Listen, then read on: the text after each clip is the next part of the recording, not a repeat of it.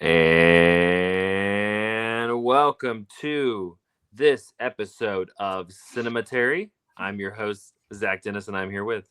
Andrew Swafford. Michael O'Malley. Grace Winburn. And welcome back, everybody, to the best of 2025. This is the most official list. This is the Cinematary list. This is the top 10, actually kind of top 11 movies of 2025. 12? Top 12. Top 12. We have two ties this We have year. two ties, but they're the same two movies, so it's an extra. What? So it is What the do you top mean are 11. the same I need two to look at movies? this top 10 again. I'm already Because- confused. Well, It's top 11. It's top 11. it's top 11. Zach's 11. right. It's 11 total. I teach English and not math. You guys are busting out this Common Core math that I don't understand. Top 10 is 11. 10, 11, 12, we don't know. We'll figure it out Listeners will right have now. to tell Let's us jump how Our many into it. favorite movies. movies Yeah, of let's just 2025. let's just jump Weigh into me it. in and tell us how many movies we. All right. Well, so we had a tie. We have a tie at the top, and then we have a tie at the bottom.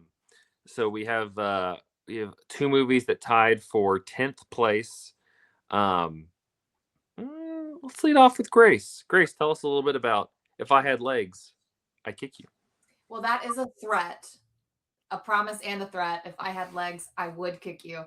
This is from director Mary Brownstein, writer and director Mary Brownstein. I thought her name was Rachel. That's my mistake. But You got to tell the familial connection. So the that familial you connection dropped with on Miss me. Mary Brownstein is that she is the wife and creative partner of Mr. Ronald Brownstein, who is one of the writers and producers of Good Time, Uncut Gems, and most recently Marty Supreme. She is a powerhouse writer and a powerhouse director, and I think that a movie of this, you'll forgive me, I believe it did require a woman's touch. If I Had Legs, I'd Kick You is from Mary Brownstein. I caught this at TIFF this year, starring Rose Byrne, Conan O'Brien, Christian Slater, A$AP Rocky, Ivy Walk, just a very interesting cast of characters. And it follows this woman, Linda, played by Rose Byrne, who is the motor, the engine, the gas, the fire for this film.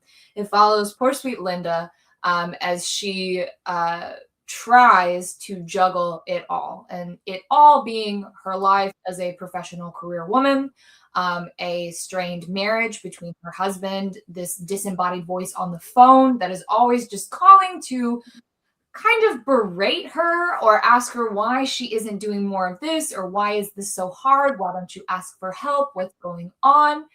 And a daughter who is also another disembodied voice for the majority of the film.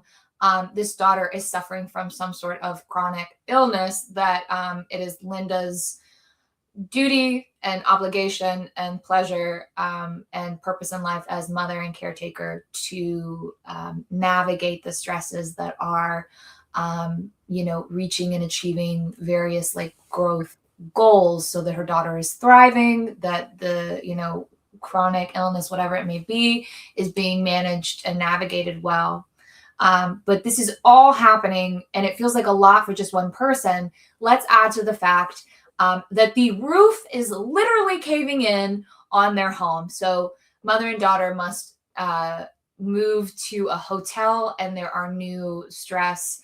And are they allowed to shower in the bathtub in this hotel? In this hotel, yes.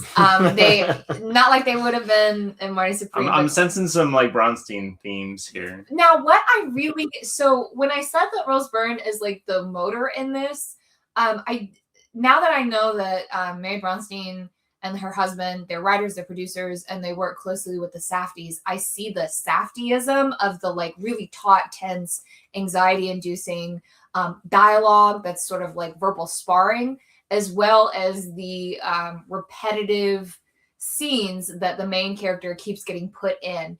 What is different is that with these repetitive scenes, I was trying to work this out with Michael, there seems to be some sort of movement. We keep returning to the same places, and there are similar conflicts at these places. She keeps returning to her home, and it's in the middle of renovation, construction, and it feels like there's no movement, there's no change, but it feels like it's getting worse. So there is some change to this repetitive scene. She keeps having to have these meetings at her daughter's support group, the hospital, the facility where she goes for these like doctor check-ins, where she meets with these other mothers who are caretakers for their sickly children. And it's like a support group. And she's constantly having these meetings where these doctors are telling her, we need to reassess care. We need to reassess care. We need to reassess care. And it's like, reassess it to what? I am doing everything in my power to make sure that my daughter is thriving, that she's eating, that I'm doing literally everything within my power. What a fabulous twist to find out that this is a woman who needs help upon help upon help. And she seeks help from her therapist, Conan O'Brien, to watch her then also turn around and take clients herself as she is a therapist. So there's like a fun, who do the people that like we turn to for help, who do they turn to for help? I was thinking a lot of like Dr. Melfi in Sopranos, and like when she has like her therapist and okay, so the therapists, they have their therapist, but then who's the therapist for those therapists? But anyways, When does the therapist line end? where does it end? How Who far watches does it The go? Watchmen? It's therapists all the way It's down. therapists all the way down.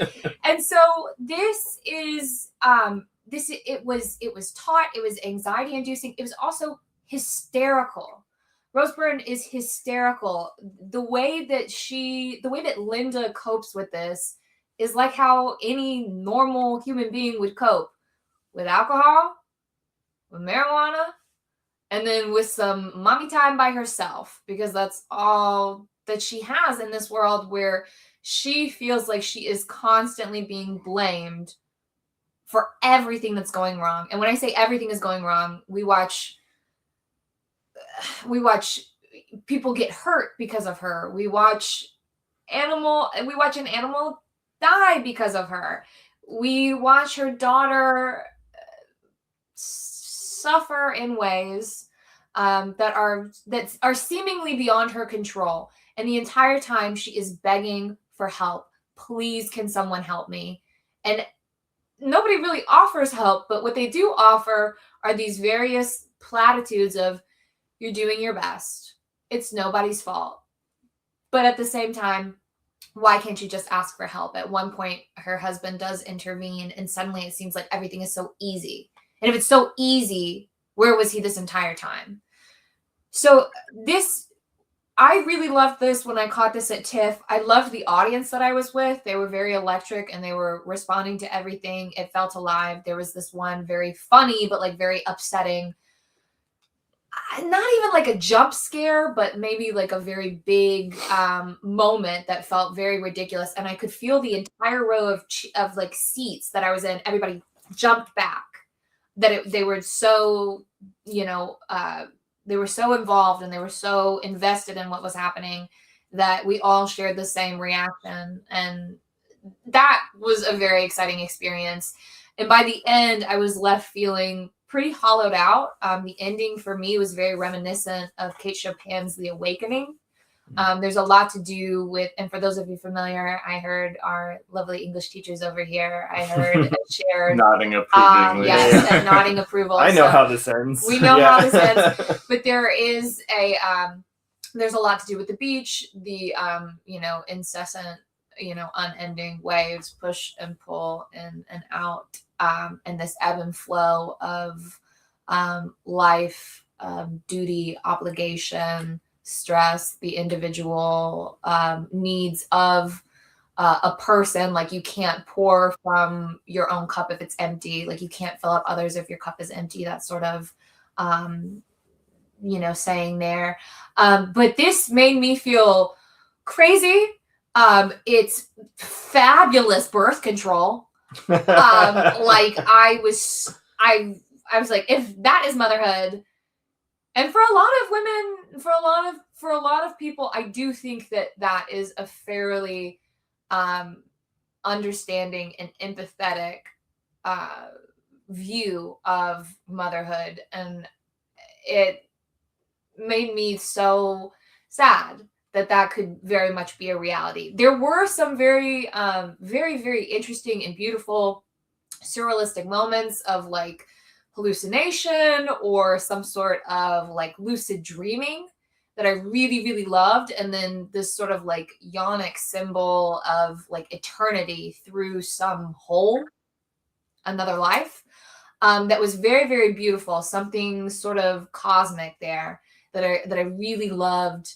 I'd love to see that displayed, but overall, this for me, this definitely made my list as like best of 2025. I know that it finally got some distribution. They were looking at maybe releasing it around Mother's Day, which would have been a hell of a Mother's Day release.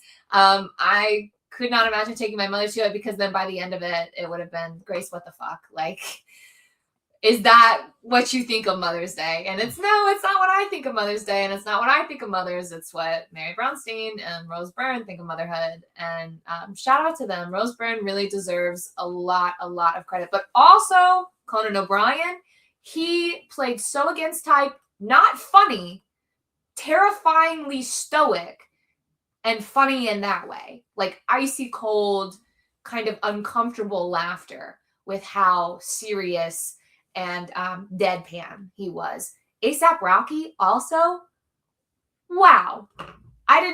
He was a really great, it wasn't so much like comedic relief as it was like he was a good companion for Rose Byrne's character. He's like a handyman that works at the hotel that they're staying at, or like the coastal motel that they're staying at. And his was like a very easy, calming presence around Rose Byrne's, heightened anxiety-inducing, frantic energy. So I felt like after this, I wanted to be sedated and I wanted to have maybe like a hysterectomy, so I don't have to worry about that. But overall, if I had legs, I'd kick you. It is a promise and a threat, and it follows through on the entirety of its premise and everything I said and then some. I'm sensing a theme between this and another movie you're going to talk about. Yes, later on this absolutely. You list. will, most certainly. Yep. Well, if I had legs, I'd kick you. It's A24.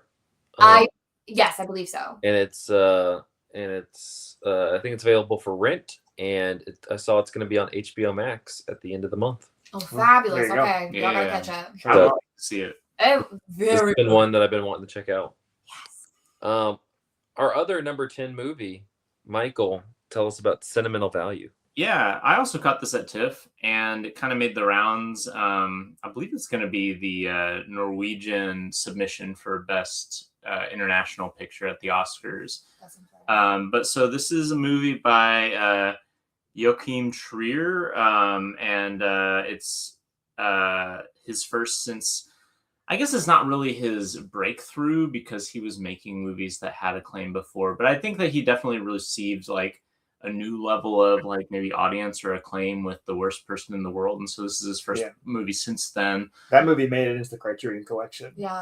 Have none of his other movies made it? I don't think so. Damn, why not?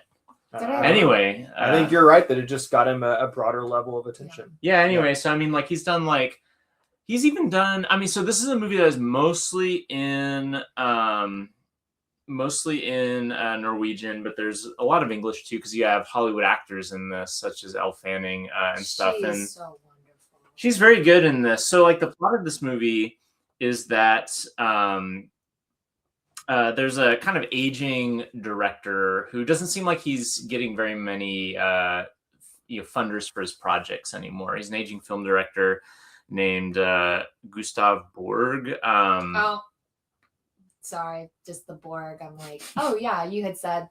Keep going. I'm sorry. Yeah, I mean, this is basically Wild Strawberries. An aging guy, and like Trier has been like fairly transparent in this. That like an aging guy is like returning to his family home, which up until this point had been lived in by his daughters and his ex-wife, who when he divorced his ex-wife, he let his wife stay in the family home, like his family home. And so the movie opens with this long montage of like the generations that have lived.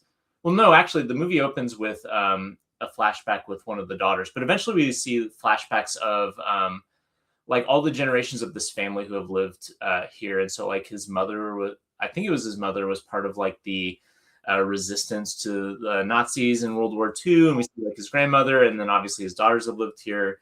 But eventually he leaves to go pursue his own film career, and his marriage kind of dissipates because of that. And so like he's not really had this connection with his daughters or with his wife, but his wife now has died. And so he's coming back to kind of, put the estate in order. And he is also trying to secure funding for a new movie, which kind of feels like it's going to be his last movie. It's got that kind of like one last project. He's trying to secure funding. He eventually maybe gets Netflix funding. There's like a very funny scene where he's like filming and Netflix is giving him like notes and stuff. But what he wants is for one of his daughters has become an actress. And I don't know how to pronounce Norwegian names. It's who starred in The Worst Person in the World. It's like Renate Reinsve or something. Yeah, it's Renate. You thought that was Dakota Fanning, or not Dakota Fanning, Dakota Elle Fanning Johnson. Oh, Dakota. She looks like She Dakota. looks like Dakota Johnson. I was like, Dakota Johnson. Dakota Johnson wishes she looked like. They Renate. have Absolutely. eyebrows in common for sure. Oh my You gosh, have more white brown hair, and I I'm would like, die for that woman. She's so pretty. Renate Reinsve. Yeah. Dakota Johnson. Oh yeah, she is very pretty. She's also an actress who is like struggling with stage fright. In her production, is it a Chekhov play that she's doing? I don't remember, but she's doing some sort of production on stage, but she's struggling with that because her marriage is also kind of on the rocks because she's having an affair. Well, no, she's not married. Is she not? No, she's hooking up with that other like background. She's not married. Anyway, she's having a kind of covert relationship. Yeah. At any rate, He's married. He's married. You're right. Yes, Yeah. right. I haven't seen this since TIFF, and so September. But at any rate, Stellan Skarsgård wants his daughter to be in his new movie that he's still trying to kind of secure funding for, and she flat out refuses because she's like, "You weren't there for me." The only time he's ever cast one of his family members was when his other daughter, who is Renate's sister in this, Inga Ibs' daughter Lasias. I'm so sorry to our Norwegian listeners who I know make up a sizable portion of our audience. Not anymore. Yeah, we've just lost the Scandinavian peninsula for sure. Anyway, he cast her in his most acclaimed movie when she was like a child, basically, and she's felt resentful of him for basically pursuing his career over her this whole time, but also that like her sister was the only time that he was putting family in his movies, and clearly he seems to have like used that to advance his career rather than actually like making a connection with his daughters. And so his actress daughter, whose name is Nora, by the way, she flat out refuses, and so kind of in desperation he's like looking around trying to figure out how do I get this movie made, and my daughter doesn't even want to be in it. And he meets Elle Fanning, who is like a rising starlet, a Hollywood starlet who has just come off of like some like acclaimed TV series or something. He meets her at a party, and she like has seen that acclaimed film with his daughter and is like, "Oh my God, it's you." And they kind of strike up a friendship. And she ends up being cast in his daughter's role in the movie, and helps get funding for the movie because she's like a big name. And so like the whole movie is this kind of like chamber drama, mostly set in the house, like the family house, because he wants to film his last movie in the family house while they're also settling the estate of his deceased ex-wife, while they're also kind of hashing out all their family drama because he's not really been in touch with his daughters for a long time, while they're also dealing with their own shit. And it's just like it's just like a kind of family drama. It has like Bergman elements, like I mentioned, like the Wild Strawberry connections, but also like the single location where there's like family tensions. Like that's very Bergman-esque, but it is also not crushing like Bergman films tend to be. It's a very warm movie, and it's a movie that has a lot of like affection for these characters. And by the end, it ends up being like a lot of Joachim Trier movies where it is kind of like an affirmation of like the like human ability to make connections with others. And it is not like the family dynamics never fully get worked out in a way that feels like pat or simplistic, but they come to a new understanding with each other and like through the process of this film. And like the cast is tremendous, like just top to bottom.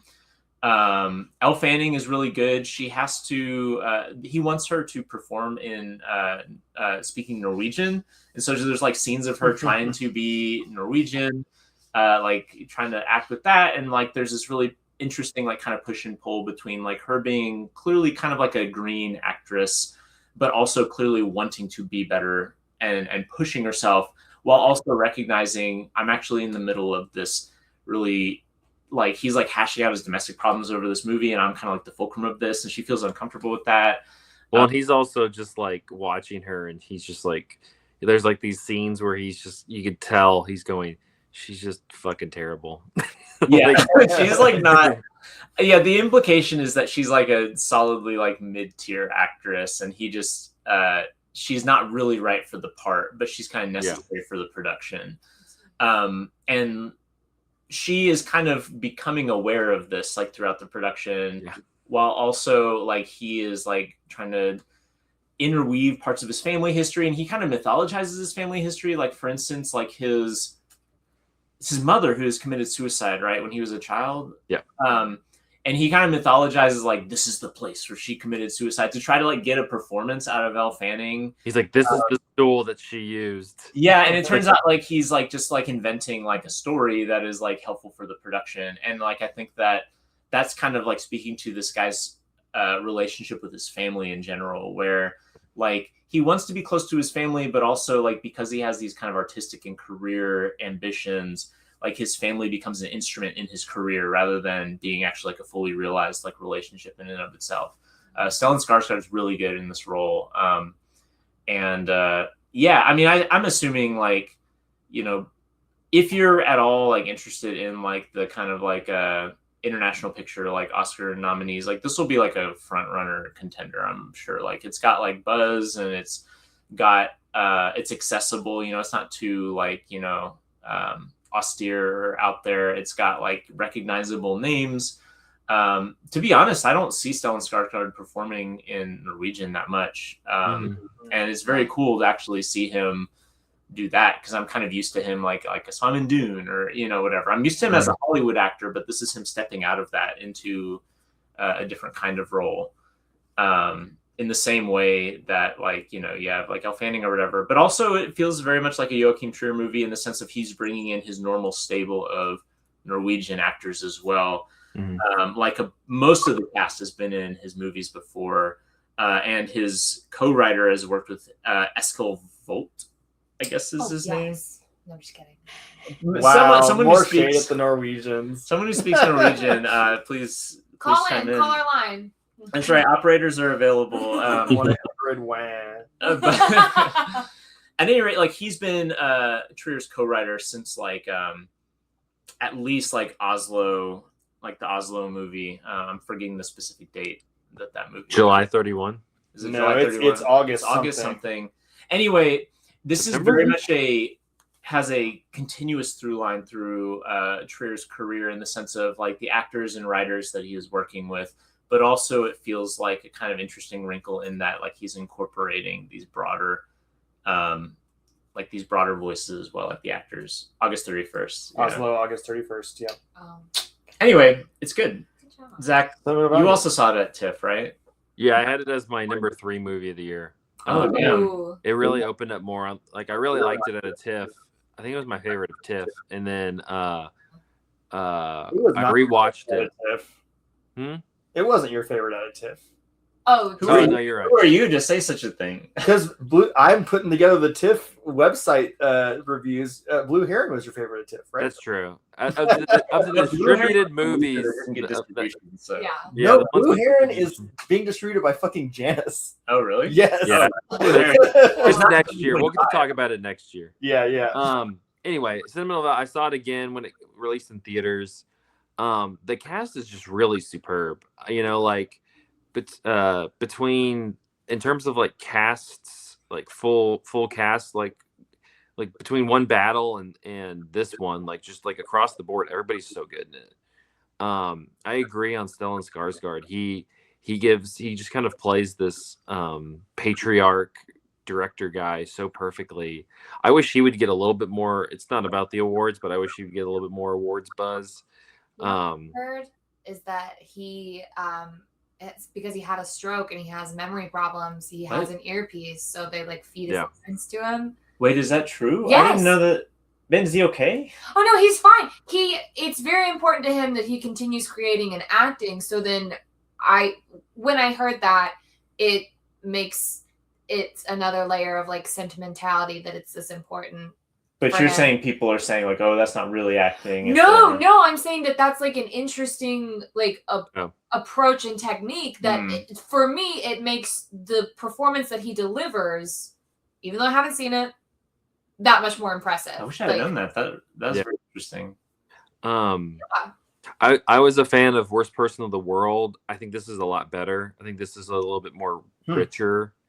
Even like the character that Renate she plays, I think is just a lot deeper, a lot richer.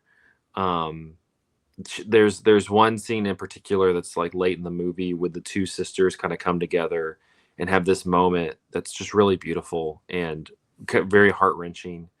But like she's also, I'm just like literally one of the best in the game right now. She's so good. I went on like a quick sidebar. Paul Thomas Anderson also like complimented her acting in this movie. I'm like, please put her in your next movie, Paul Thomas Anderson. Yeah, for real. Amazing. But across the board, I can't pronounce the actress's name who's the other sister. She's also really good. Agnes is the character. Agnes, yeah. I love all much easier to pronounce. I'm sorry. Okay. Norwegian. Yeah.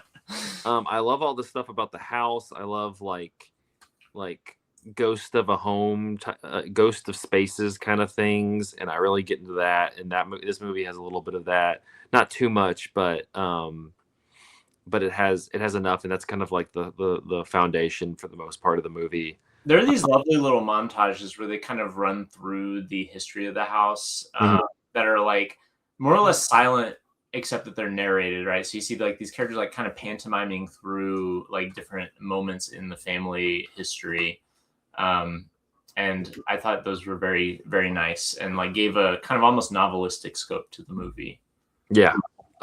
It's great though. If you haven't seen it, I think it might be like available to rent now. I don't know where it's streaming necessarily just yet, but I think it's really excellent. And it kind of, the second time I came away just feeling even better. Like I said, I liked it a lot out of TIFF, and I felt even better about it the second time. I gotta see it. Yeah, you can rent it on such incredible platforms as Plex. Oh hell yeah! Apple TV, of course. Fandango at home. God. I mean, you can do Amazon if you want. Okay, we'll rent it and we'll watch. I'm down. Yeah. One that is not well, I guess it's available to rent, but you can stream it as well, including big name actors and actresses in it. Grace, will you tell us about Die My Love? Oh, okay, absolutely. So this was extremely high on my list as well. I almost put this as my number one, but then I knocked it down for a different movie we're talking about. For the next movie that we're talking about. Die My Love from Lynn Ramsey, starring Jennifer Lawrence, Robert Pattinson, Sissy Spacek. Nick Nolte has a brief appearance in it, as does Lakeith Stanfield. But this is truly a Robert Pattinson, Jennifer Lawrence film. But more than that, this is a Jennifer Lawrence film. We follow Grace. Do we. Yes, we follow Grace. We follow Grace. We do. We do. Grace and Jackson. They are a couple who, as the film opens, they are a young couple, very much in love. They are moving into this home, and this home, their new home, carries a lot of weight. You had mentioned with sentimental values like ghosts in a space. There is some familial history there for Jackson, not for Grace. Now, really quick, I do want to say this. Part of the reason why this was so affecting for me is it is rare that I encounter films or media where a main character has my name. So I immediately felt like I was inside the film and that they were speaking to me. And that's just the way that my brain works. I won't, excuse it or, explain it away. But just to give more insight into why this was so affecting for me is because I felt like it was my story. Now, with that being said, we'll continue.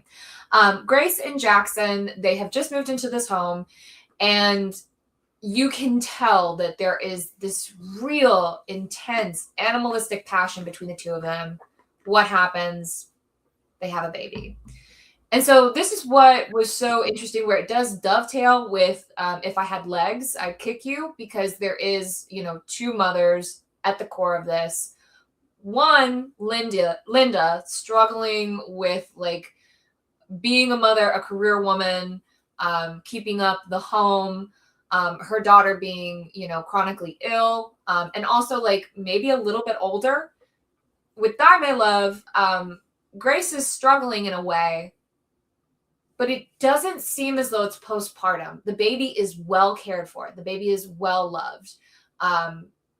She only exists for the child, and she does a fabulous job. She would never let anything happen to her child. But she herself is a writer, and she feels as though she can't write anymore, that she just can't do it. And, everybody tries to explain it away. It's just postpartum, this will end, this will change. But for her, this is just what her life is now. And so as we go on, there's a lot of how do I want to describe this? There's a lot of the actions that Grace does. It sort of feels like these small acts of destruction, in the sense to just feel alive. There's this scene between her and Jackson where they're looking at the stars, and there's some beautiful, beautiful, like day for night photography that Lynn Ramsey executes. Everything feels like a dream. I know it's dark outside, and that means it's night, but there's something very bright about the darkness. Just the photography and the cinematography of it all is very beautiful and very dreamy and surrealistic in that, which also dovetails really nicely with If I Had Legs. But there's this scene where the two of them are looking at stars, and she won't look through Jackson's telescope. She says, I don't want to look at the stars. They make me feel small. And so that, for me, I've been turning that over a lot in my mind. If, their lives as human beings are so small and insignificant in the grand scheme of things, then why does it matter what I do, as in Grace? Why does it matter what I do? It has no bearing on our reality, on life, on anything. Why can't I? And what is so wrong with that? There's something very primal about her, animalistic. There's a real ferocity and rawness of character. I likened her to a cat, and cats and dogs are very, very important to this film. Grace suggests, what if we got a cat? Because there are mice in the home. And instead, Jackson goes out and picks up a dog. Grace is a cat in that she is impulsive, standoffish, and very much her at all times. There is this sort of like self-grooming aspect to her. There's also a scene that felt also very reminiscent of like Yellow Wallpaper, where she starts to like claw and tear at the walls around her. But that, to me, if you're a cat owner, don't your cats kind of paw at the litter box and tear at the wall and Wrench your microphone cords? Yeah, and Yes, rip your unfortunately. microphone. These sort of like small acts of destruction because they can, because that's what I want to do, and I'm doing it right now. And then the second I'm done with it, I'm done with it. And then Jackson is very much like a dog in that there is some loyalty and love, but there is a question of his fidelity. They have a child together, but as the film goes on, they do decide to get married. And in some just like virtuoso fucking acting, Jennifer Lawrence is unbelievable the way in which she gives herself to this film so completely. It made me cry because, again, that's me. I'm watching myself, but I'm not watching myself. What I'm watching is someone who is giving over to, again, the most primal instincts and some of the like ugliest or most beautiful emotional impulses, and just seeing them through. There's some fun sort of like shifting with reality. The relationship that she has with Jackson's mother, Pam, Sissy Spacek, is very beautiful. She is a woman that does seem to understand or at least speak the same language that Grace does, this language of like self-destruction or this language of just explosive expression. She seems to speak it very fluently and understand it, but nobody else will really let them speak to each other that way. Jackson is constantly interrupting. He is constantly having to tamp her down. Robert Pattinson, poor guy. I mean, like, he does a fantastic job. He's very talented, and he is like just right on Jennifer Lawrence's heels like the entire time, but she just outshines him in every way. And then also by the same token, Sissy Spacek is, I mean, she's running circles around him as well. She's beautiful. She's wonderful. She has just lost her husband, Nick Nolte. Harry, Her husband is Nick Nolte. yeah, her husband is Nick Nolte in this. And he was actually, there was a real tenderness there as well. It's so interesting that like Jackson's parents, which is Robert Pattinson's, parents, Jennifer Lawrence's in-laws, she has a much better connection to them and one of like real like equality, like real equity, like real equality of character, that they like see her for exactly who she is. And they don't try and change it. And they don't ask her to be anything else. And they don't need anything else from her, which is just so beautiful. It's so interesting that she has that with them, but not with her actual partner and the father of her child. This baby that they have together is at the center of everything that she does. It is kind of peripheral to everything that he does, but he does love being a father. On and on. There's this like shifting dynamic of their relationship. They get married, things sort of fall apart, and at the very end, there's this very big cathartic moment with Grace and fire.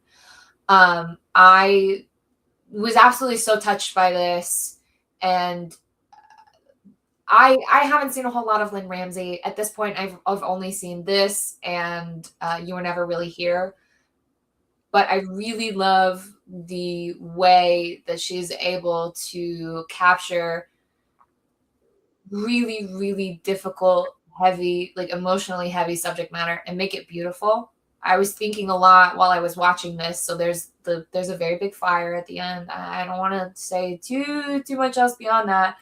But I was thinking about this like all-consuming fire and what it represents, with Grace, with Jackson. And then I was thinking about the scene in You Were Never Really Here, where Joaquin's character tries to drown himself. And that like moment of like letting go, catharsis, those are both extremely beautiful. And both scenes I felt were very touching. And a lot of the camera work and this like day for night photography is like, okay, well, this feels indicative of what I know. Again, in my very limited view of Lynn Ramsey, this feels very appropriate. And again, it feels so good to have like a woman's touch. I might be a bit of a, what would it, would I be a misandrist or, yeah? I don't think you're a misandrist. You don't think I'm a misandrist? Okay. No. Then I'm not trying Our hard enough. Norwegian males weigh in. Yeah, then I'm not trying hard enough. But not to be so like gender exclusive, Sure. et cetera.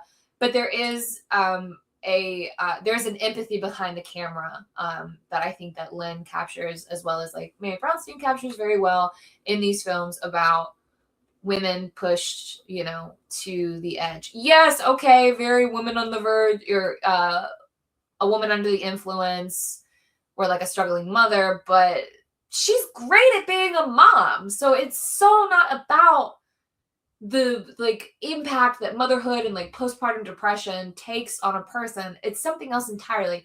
And I haven't quite figured that out yet. And I like that still eludes me. So I continue to return to it. All of that is just to say, incredible needle drop with Hey Mickey. Oh, wow. And In Spite of Ourselves, John Prine will be sitting on a rainbow. Nothing but big old hearts dancing in our eyes. And that's how I felt leaving the theater. Lynn I Ramsey get really John does- Prine for my cassette. Yeah. Yeah. Oh, you got John Prine? You got a John Prine cassette? No, I need to get one. You need to get one. You do. That's true. You do. essential. Die, my love. That's another threat. If I had legs, I'd kick you. Die, my love. So There's a comma lacking in there that as well, it's doing a lot. Yeah. it's doing a lot. Yeah. Die My Love. You can rent it, and it's also available on Mubi. Movie. Because I saw that I got Mubi to watch The Mastermind and Ephus, Yeah. and I think I might catch Die My Love. It seems like I should, judging by Grace's recounting. Please do, and then we can talk about it, and then you'll see why you're like, I get why that was why you know that. Well, Grace, you got one more in you. I do have one more in me. And that's our number 8 film, The Mysterious Gaze of the Flamingo. The Mysterious Gaze of the Flamingo. This was my best of the fest for TIFF, and it was, I put it as my number 1 because I still just felt so strongly about it following TIFF, and it's still like nothing I feel like it's really like nothing I've ever seen before, and probably nothing I've seen since. I always have a soft spot. I have a soft spot for female-centered stories. I have a soft spot for queer, LGBTQIA plus centered stories. This ticks both of those boxes. It's interesting that like my 3 favorite films of like 2025 are the ones that I'm presenting on for the best of 2025 have some sort of like hook into motherhood or like a family unit and the breakdown thereof. And this is very much in keeping with that. The Mysterious Gaze of the Flamingo follows a young girl named Lydia who lives in this small land mining town. It's basically a desert, and it seems as though there is this is also set in 1983. This is very important, like 83, 84. That's very important. It seems as though there is a mysterious illness that is wiping out all of the men in the village in the 80s. All of the men. What could it be? What could it be?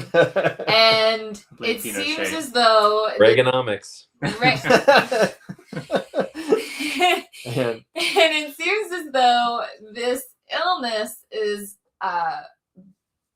coming from this group of women who work at and live at the town's only like bar, entertainment, nightclub place that is run by Mama Boa and her menagerie of women. One of them, their names all being named after animals. There's Mama Boa, Eagle, Estrella for star, and Flamingo. Lydia is the daughter of Flamingo. That is her mother. And she is the most beautiful woman in this mining community. Now, anytime they go out, all of the men in the community cover their eyes because they believe that this disease is transmitted via the eyes. Once you look at the women, an STD, a site-transmitted disease. Once you look at these women, you will become sick and you will die. Now, as this goes on, this is like a surrealist Western fairy tale. It is all 3 of those things, and it delivers in every single way. Surrealist in that there are these beautiful moments where we watch the gaze, G-A-Z, maybe G-A-Y-S. We watch the gaze.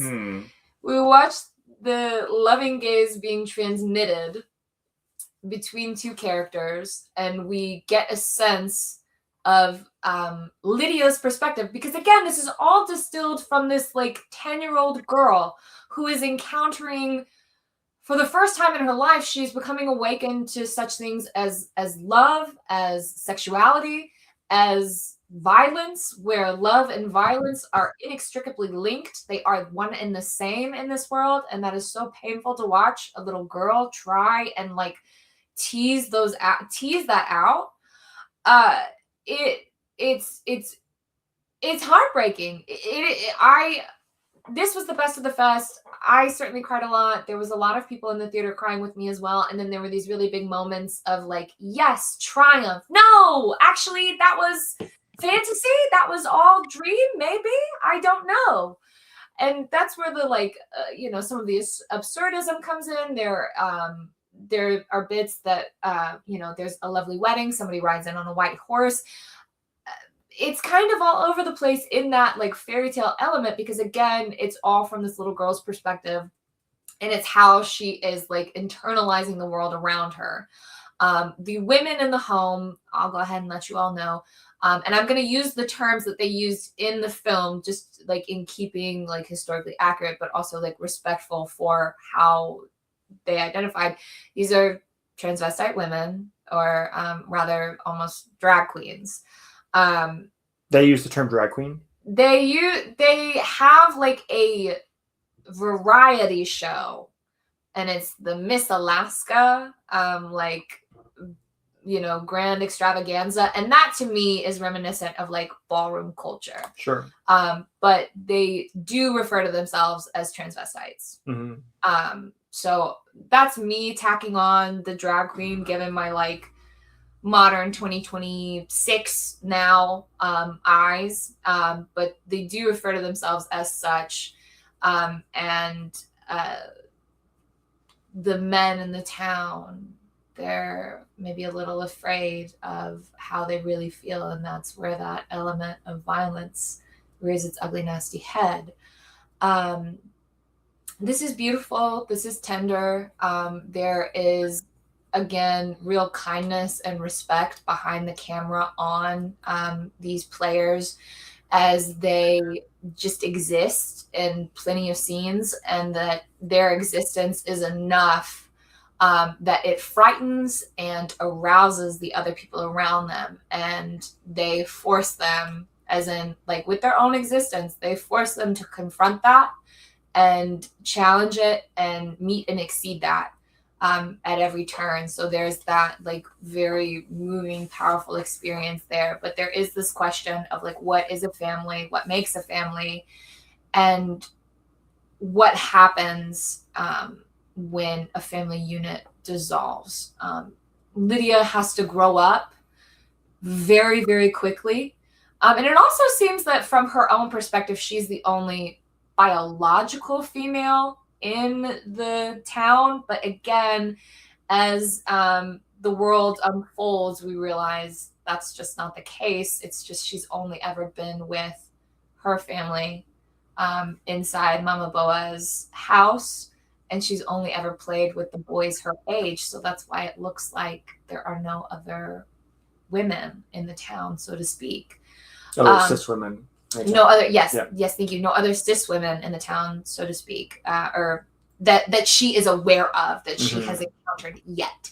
And so again, as her world opens up for her, we learn more, and we are exposed to the actual reality, because it does feel very far away and fantastical. But these are, the musings of a small.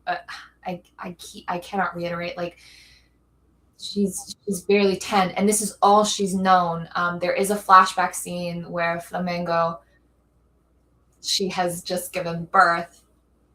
She has adopted Lydia, and she is so proud, and so she has this beautiful glow of motherhood on her, and she loves her beautiful, beautiful daughter, and her daughter loves her beautiful, beautiful mother. And there is this piece of her heart that is always with her mother that is so touching to watch.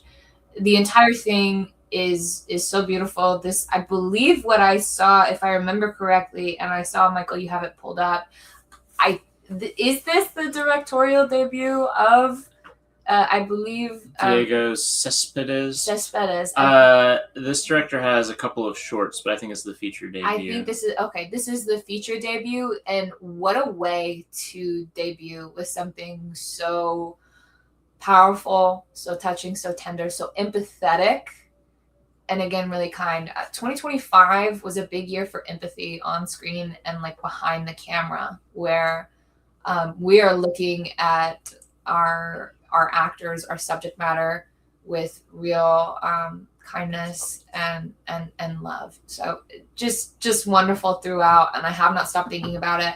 And I wish this got like a bigger distribution. I think it's just on Movie right now. It's on No. Letterboxd. It's on Letterboxd. I was gotta just say, it costs $20 to rent this movie on Letterboxd. yeah, that's absurd.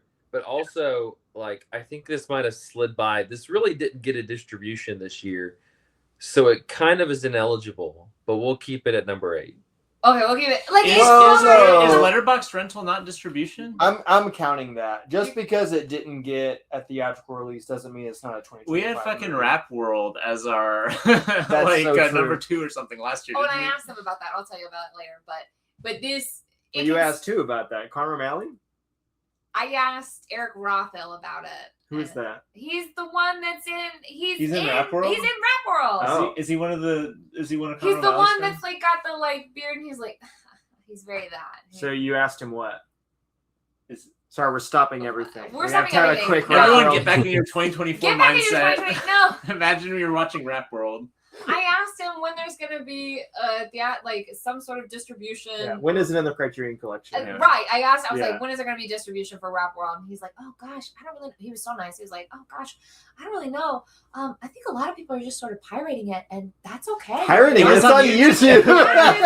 he's like people. I'm not he gonna was- give he's like, Google my money. I'm People gonna are like downloading like, it. They're putting it need on an their own MP4. DVDs. They're burning it, or they're putting it on VHS. He's like, somebody put it on VHS, and they sent us a That's copy. cool. So It's he's very ready to do that. 2009 of them. Yeah. Very that. But Yeah. we should do that with Mysterious Case of the Flamingo. Somebody out there paid $20, rent it off Letterboxd, burn it, pirate it, whatever. Send me a DVD Oh. copy. I want to have it. That's not really supporting the film there. I saw it. I was so proud to see it at TIFF. So the number 8 movie of the year, Rap World. Bring it back. That's the number 1, actually. Yeah. Every year. 2 years in a row. Uh, Not to take away from the wonderful, touching portrayal of. yeah, of course. But Okay, like okay. All right. Midwestern millennial men, 2008, like It's the same. It's the same. yeah. Toby Hana, Chile. All right. Our number 7 movie of the year. Michael, tell us about The Mastermind. Yeah, The Mastermind. Speaking of, honestly, there's no transition. No. So The Mastermind is the most recent movie by Kelly Reichardt, Cinematary fave, general fave of people who know what's what. So this stars Josh O'Connor, who I was gonna say had a good year, but I think he only was in this and Wake Up Dead Man, which is a good year. That's but a good year. not as He many was- movies as I thought he Like the was in. Tigers. He was also in that gay period drama with Paul History of Mescal. Sound. Yeah. Yes. I didn't see it, but I'm sure he was good in it because I've become a really big Josh O'Connor fan. Like I He's think great. people He's have. he's having- always great. He's Yeah. having a moment. And in this movie, he's married to Alana Haim as like not one of the best husbands of all time, I would say. He is unemployed at the moment, and he is spending his free time deciding how to rob the local art museum in like suburban Massachusetts, somewhere where they live. This is set in the 70s. And that becomes relevant later on because there's this undercurrent of like anti-war protests going on. But he's not very interested in that because he really wants to be the mastermind of this heist where he's going to steal these like abstract paintings. He's such a mastermind. Like, and step 1, steal the paintings. Step 10, make $1 bajillion selling these paintings or something, or get clout with like a former professor. It's a little bit unclear actually, like what his master plan is. Because would you guess that the title is ironic? But anyway, it is a very low key heist film. Like it is probably like the fastest paced Kelly Reichardt movie in quite some time, but it is still a Kelly Reichardt movie. And so you're kind of like watching him methodically plan this stuff, and you're watching the slow motion car crash of like, obviously this is all going to go awry. The other shoe is going to drop eventually. And so like the first half of the movie is like the heist half of the movie. The second half of the movie is once it's all fallen apart, what does he do? And he makes a series of bad decisions that lead to him going on the lam, having various like misadventures and eventually landing himself in some really hot water by the end. Although not really of his own. Like it's weird. The comeuppance he gets is more kind of karmic than it is like actually the hoist on his own petard sort of thing. But it is very funny how it ends up. It kind of dovetails with the anti-war protests and stuff. But I had a really great time with this. It's it's Kelly Reichardt, right? So it's very good. It's one of the best scores of the vibes are immaculate. Yes, the score, which I think I talked about this on another Patreon episode, but the score is done by a guy named Rob Masarek, who's in like the Chicago underground duo. He's a jazz musician. So this is a very like kind of like if you like 70s Herbie Hancock or something, it's like got majorly that kind of like, you're just kind of grooving along. There's some saxophones. Benny Goodman. Yeah. Really great score that I think makes this movie peppier than it might have been otherwise. Right. It's a very patient movie in the Kelly Reichardt tradition, but the score really goes. And so like they'll just be driving or whatever, and that score will kick in. You're like, oh my God, here we go. And I don't know, like there's not really, I don't feel like I have actually like that much to say about this movie other than like I just really enjoyed it. It's is the first time in a while that like Kelly Reichardt has had like basically like an anti-hero as her protagonist. Like there's some big like connections to I think like maybe some of the previous characters that she's had, maybe like Meek's Cutoff or like definitely River of Grass. There's like connections to like someone's ego or someone's ambition kind of outstripping like the reality that I think a little Night Moves as well. Yeah, actually Night Moves is a great, that also has kind of a similar structure in which there's like a build up to a crime and then the second half of the movie is the fallout from the crime. Like definitely that, although I think like Night Moves, the characters are a little bit more sympathetic just because they are ecological activists. Yeah, this crime has no redeeming value. This crime has no ideology really. Like that's kind of like a foundational like aspect of the movie is like Josh O'Connor's character seems to be a man who feels he can like escape his historical milieu, right? Like he seems to have bought into this kind of like individualist, like I am a man who like can take control of like a situation, can execute a crime because I'm so smart, right? Whereas in reality, like obviously like he's being propped up by his dad who's like the district attorney or something like that, right? Or a judge. Like his dad is like some big wig, right? So like obviously that has sway over his standings and like his outcomes, but also be like just the kind of broader like socio-political moment of like this kind of like late Nixonian moments, this like late period like Vietnam moment, like eventually comes back to show that like no, he cannot like actually escape the confines of history. Like history is what we all swim in. Like ideology is something that comes for us all, and the ramifications of it matter to us all, even if we feel that we are like above it, right? So he feels like this kind of like, I don't know how much of the political implications Kelly Reichardt actually intends for us to be. I think but like, she definitely intends. I feel I feel like a big radical centrist energy from him, which was not really like a thing exactly in the early 70s, but it feels like it presages like, I don't know, this was the year of Ezra Klein saying Charlie Kirk did politics the right way sort of thing. And it kind of feels like in the same vein as that, where he feels like my mind is above the fray.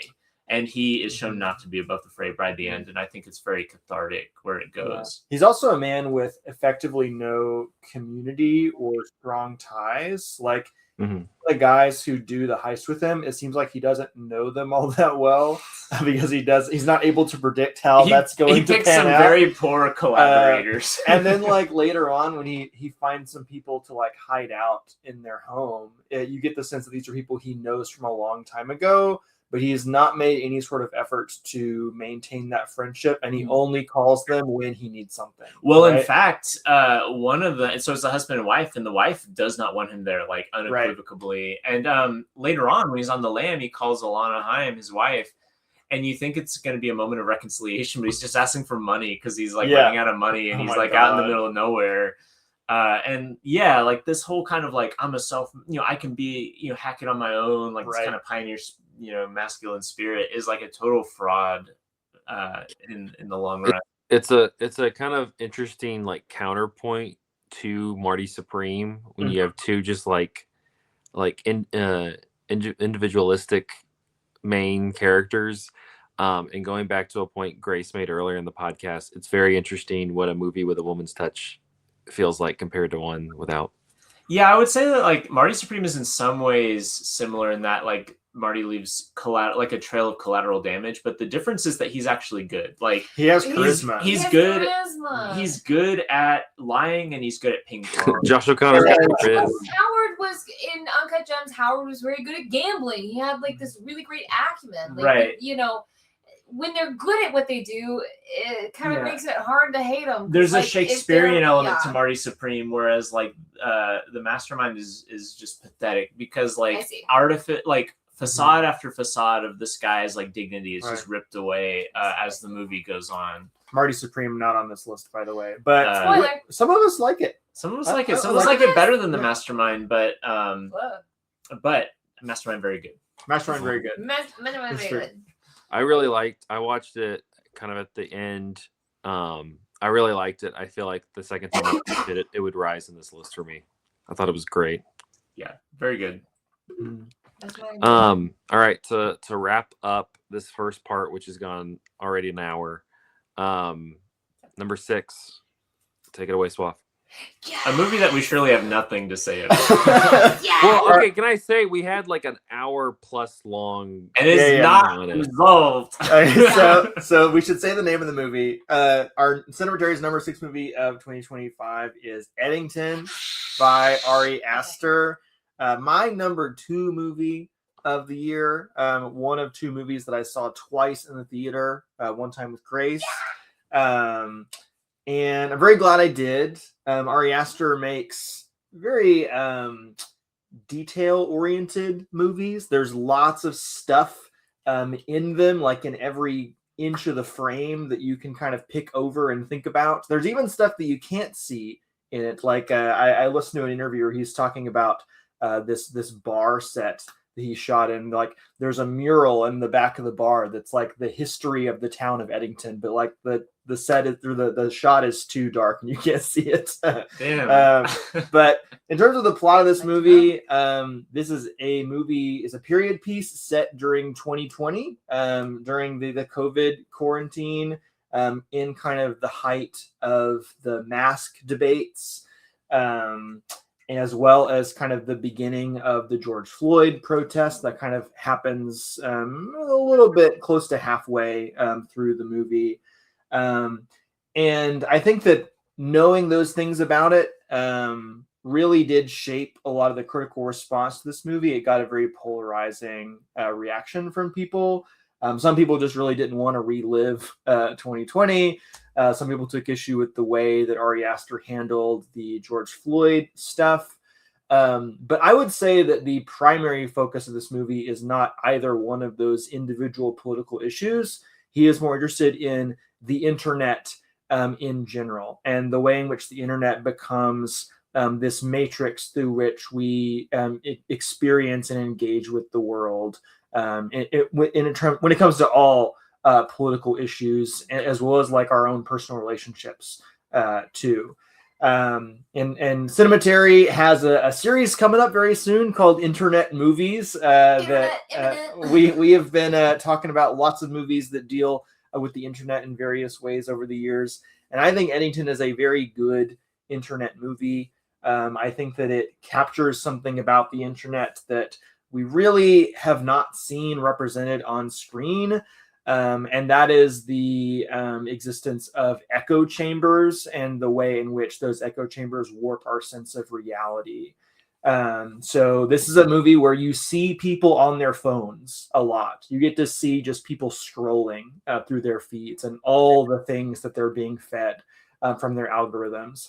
And these characters all have very different algorithms, and they're all really shaping the way they see the world in radically different ways, which kind of turns them against each other in various ways. And kind of hanging out in the background of the movie is this AI server farm that is being built called Solid Gold Magikarp, which I did not know until after we had our little episode about this movie a while back.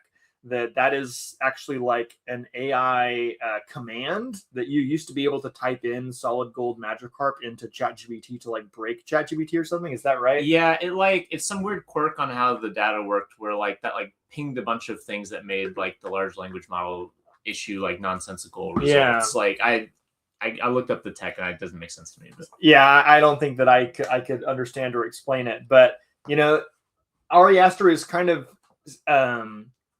foregrounding that at various moments in the movie, as well as kind of like hiding it as like an Easter egg in other parts of the movie, in a way that is kind of like connecting the moment of 2020 to the present moment as we're really experiencing the explosion of AI and wondering about what kind of an effect that's going to have on our world and on our politics.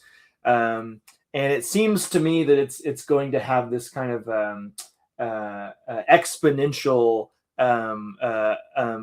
multiplication of this reality warping thing that we've been experiencing for a long time through people's algorithmic echo chambers.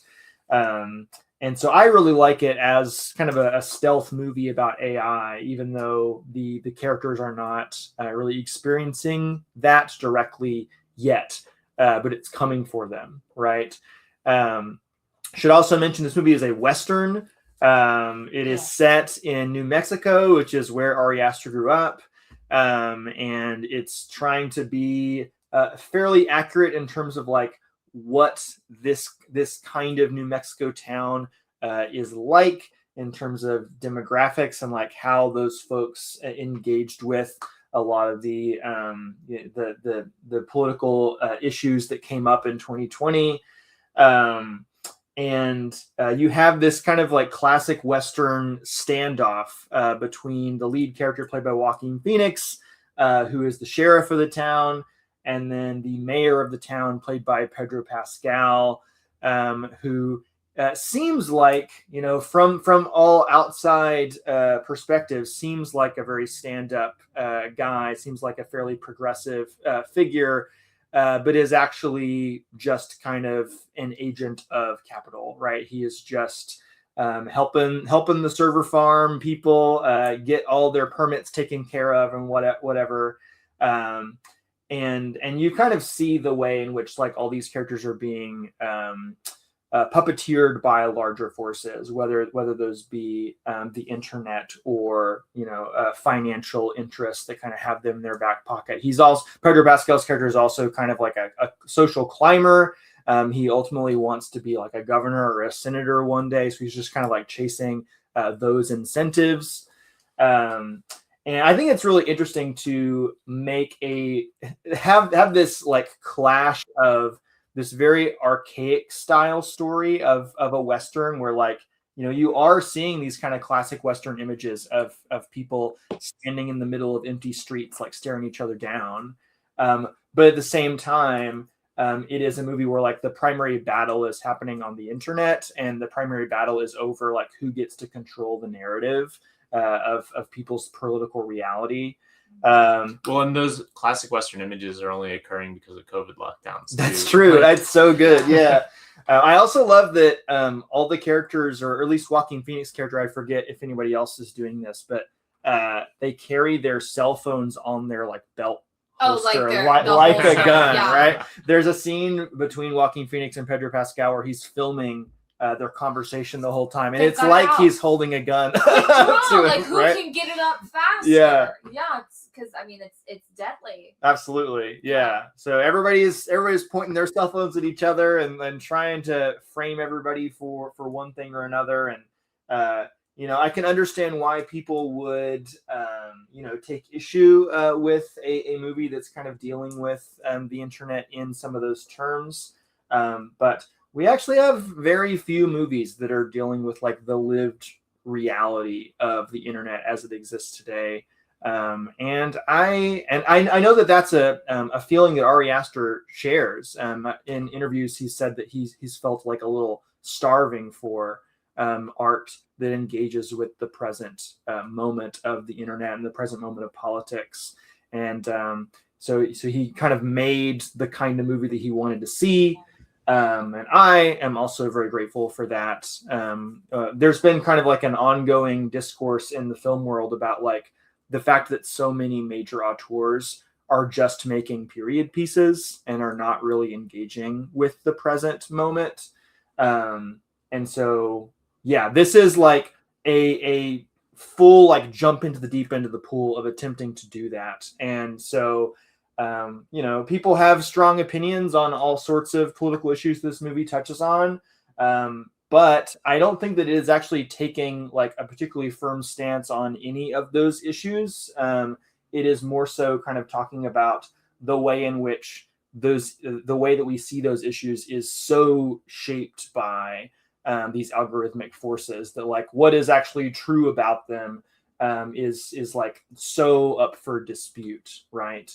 And that in and of itself is like worth paying attention to and thinking about. So yeah, that's Eddington. My number 2 movie of the year. Made me kind of like an Ari Aster true believer, to be honest. Like I've kind of waffled back and forth. The tables have truly turned. Yeah, whereas I'm a skeptic at this moment. Everyone else is not. That's interesting. So I'm excited to see what the guy does next. He says he's not done kind of exploring modern day politics and internet culture. So I'm stoked to see whatever else his career has in store in future years. But Ari Aster's cancel culture movie coming imminently. Oh, yeah. Starring Woody Allen. Kevin Spacey. Well, Eddington is, you can rent that, but it's also on HBO Max. If you've not seen it, I have to watch that again. Honestly, I would like to watch it again. I loved it when we saw it. I just kept like leaning closer and closer and closer to the screen, like falling out of my seat. I'm like, what next? What next? They're like, ma'am, please, you're on top of it. Like I'm literally like face up against the screen. I'm like, this is amazing. Like, I loved it. Well, and like, I'm not going to relitigate the discourse, but one of my gripes earlier was that I felt like the movie didn't really pick a lane versus whether it wanted to be kind of a surreal satire or not. But like, I've read stuff recently, or since I said that made me think that maybe there's not really like a surreal or satirical element going on, and there's actually just details I missed. And I'm curious if that's actually the case, or if that's people reading between the lines to make an interpretation. So that, I mean, it's a movie that rewards rewatch, I think. We're gonna watch it again. For all sure. 3 of us together. Like, for example, the first time I watched the movie, I didn't realize that Joaquin Phoenix's character has COVID the whole time. That's one of the greatest like, things is him arguing about the mask, and then overall, like he like tastes the coffee and then pours Yeah. it out. That was terrible. That was the one thing that I was sure of throughout. That was it. Yeah. So good. All right, we're gonna take a quick break, and then we will be back with our top 5 movies of the year. And we're back with part 2 of Cinematary's best movies of 2025. The definitive list. There are no other lists. The only list. There are The only list. They are wrong. No. They're all just wrong. They're just clowning themselves. Before we jump into number 5, though, you mentioned internet movies, Swath. Do you want to do a quick plug for what's coming next for Cinematary? Yeah. So Cinematary has been on a bit of a hiatus since May, when we had our big episode 500 extravaganza live pod at Central Cinema. But we have been podcasting. We have been recording podcasts. We've just kind of been storing them up until we have like this very high effort complete series ready to go. Whoop. Sorry. We also have That's our monthly season, or our monthly installations. True. For our Patreon exclusive subscribers. So Yes. don't think. If you're on the Patreon, you're getting our movies we saw this month. Is this also not a Patreon, or is this? I don't know if we've talked about that. It's I for personally everybody. think this Oh, episode it's should for go out on the main It's feed. for everyone. Yeah. Okay, yeah. Yeah. But we are almost done recording our next series, which again is called Internet Movies. We are tracing the history of the internet as it has been represented in film, going all the way back to the 1950s with the movie Desk Set. We also spent some time in the 80s with War Games, in the 90s with Johnny Mnemonic and Hackers. There's really too many movies for me to name. It's a bunch But of it's going to be a grand total of, let's see how many movies, 27 movies that we're Wow. covering as part of God. the series. So it'll be kind of a different format than people are used to. But I think that the movies themselves are very interesting, and that the kind of larger scale conversations we've had about the internet have been very interesting. And we only have one more to record, so I think that the series should start coming out either at the end of January or the beginning of February of 2026. So be looking for those. And this time is for real, unlike all those other times where like it's gonna come out soon. Don't worry. Keep an eye on our Insta, because On our Insta. Grace will post something to let y'all know. I got y'all. Mhm. Don't All right. check your internet. Check your Check internet. your internet that Ari Oster doesn't like. Also, quick plug for a movie we're covering on the pod that is getting a limited theatrical release in the coming weeks. You should go see www.rachelormont.com.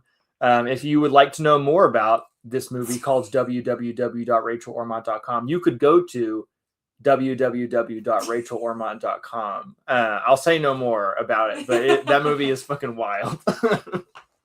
Speaking of movies that turn fucking wild, Michael, our number 5 film, Sinners. Yeah, Sinners. So this is probably the highest box office gross on our list, I would have to imagine. Easily. Well, Well, actually, I don't know. Did one battle? What Don't spoil the rest of the list. Oh, you're right. Sorry, I'm unstuck in time. But anyway, Sinners. I think of all the movies on this list, the most people are most likely to have seen this.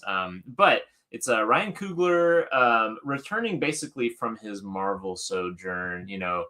Maybe He has to go back again, though, what? for one more. Yeah. Oh, well, anyway, he is taking a break from his Marvel sojourn with a movie that, not very many people get the one for you, one for me situation anymore, but he seems to have arrived at that.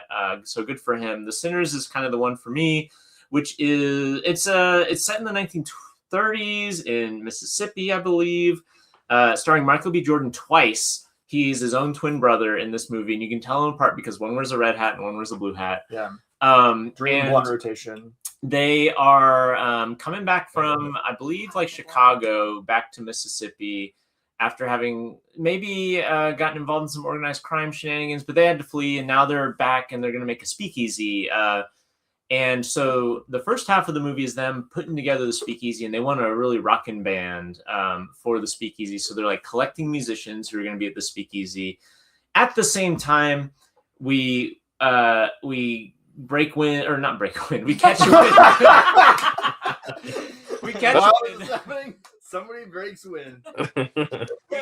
we catch wind of there are vampires on the loose in a kind of like From Dusk Till Dawn sort And of they scenario. keep farting. And they will not stop. They really stink. There are like a few like scatological moments.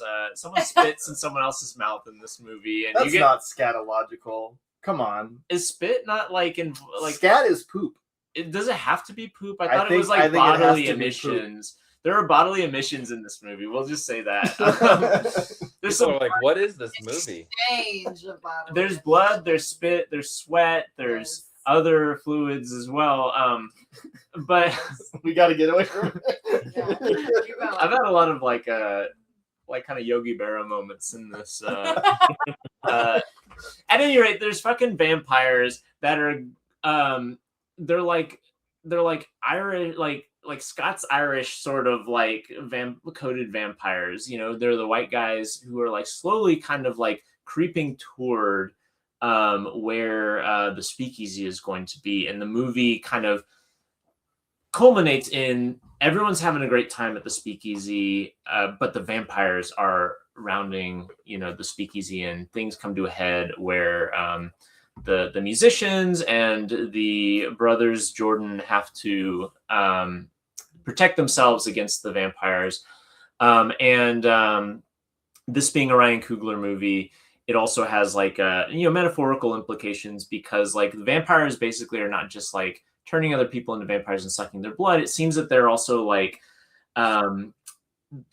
collecting like cultures to be part of like their kind of self-expression. And so like it gets talked about by one of the vampires early in the film, or maybe not early, but like at one point in the film, that like the Irish were vampirized, right? And that's why like these people are kind of like Irish presenting in this movie.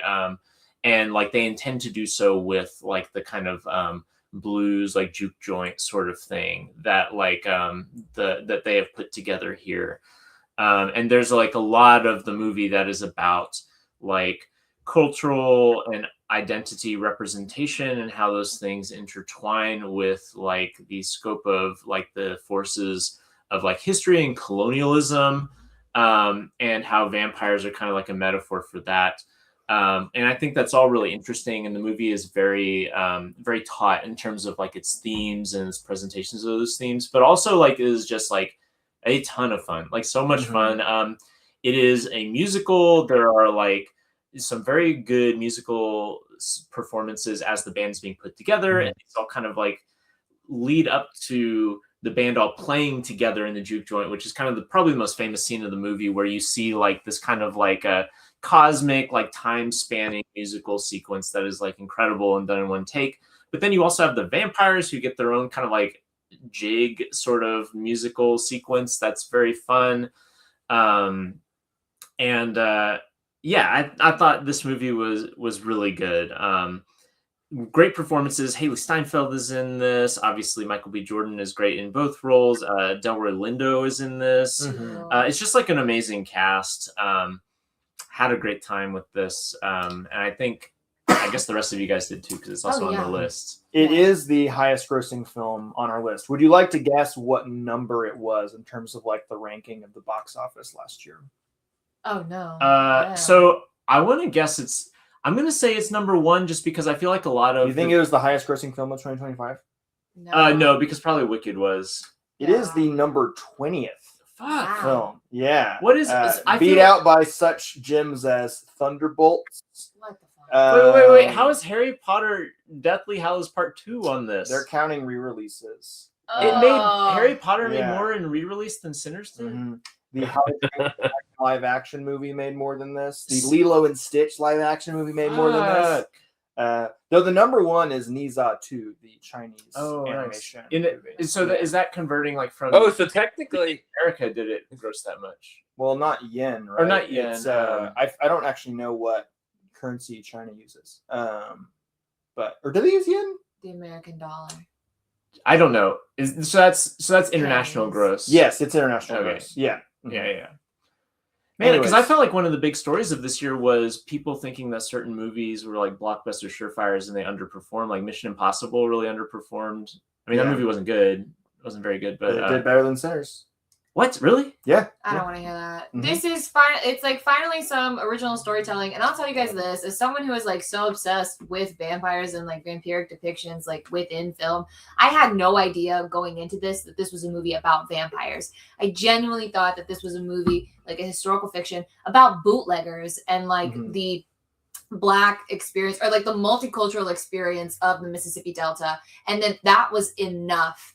And then to bring in this vampiric element of like whiteness, cultural assimilation, and like the degradation of culture as it becomes so enmeshed, like within, there's like cultural nuance, but it's like all one voice singing the same song within the juke joint, whereas outside of the juke joint, it's this very like, it's melodic, but it's very like rote, without feeling song that they all join in together, and that's cultural assimilation, whereas like any sort of like cultural nuance or multiculturalism is like very well represented within the juke joint. There's also, of course, the element, like the very real threatening element of the KKK throughout. Yeah, I did actually forget that part. Like that is like looming very, very heavily and in a very real way. So it's like they're literally, the rock and the hard place is,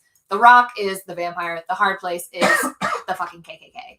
And well, in fact, one of the KKK members, I believe, is the first on-screen victim of the vampire, right? Yes. So like intertwining the white supremacy in with the this vampires, cultural assimilation. So it's very raw. So one of my like big takeaways from this, So it's called Sinners, and there is, of course, the one of the main characters is called Preacher Boy.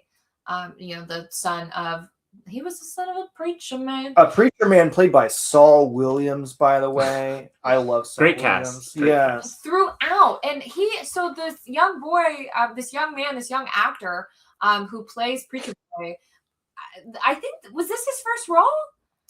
I mean, he's incredible. He's very good. Everything that I read about, like, I don't know if this is. I mean, like, I might say that this, if he's been in other things, to me, then this is his only credited film. He was in television. He was also in a Jay-Z music video. Okay, but, that rules, absolutely. But what a voice, what a talent, and he, carries this entire film.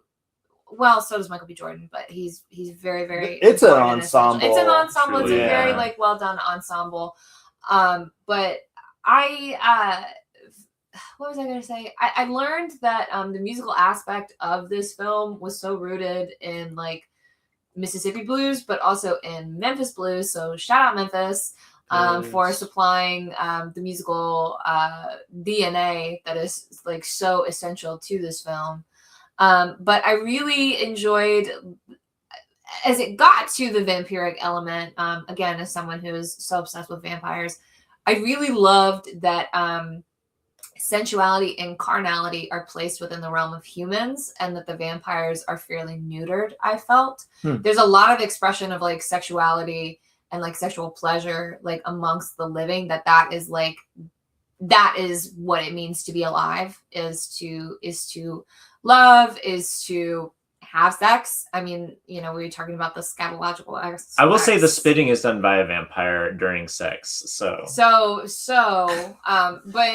it felt as though that like they are lacking in that like shared human experience, but like the sexuality like between people in these like very raw moments of connection before this big sort of like assimilative moment.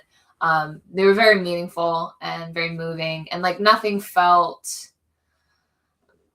It was just very well done. The moments of sexuality that we did get to experience on screen, and then the final big shootout with the KKK was very guns. Yeah. I this is very cathartic. Yeah, very, very cathartic. I very much enjoyed it. Every aspect of this, and it's also one that it all happens in the course of a day. Yeah. Which there's that tension there, the tension over time, like what are we getting to, what are we building to, what's going to happen by sunrise, because again, vampires.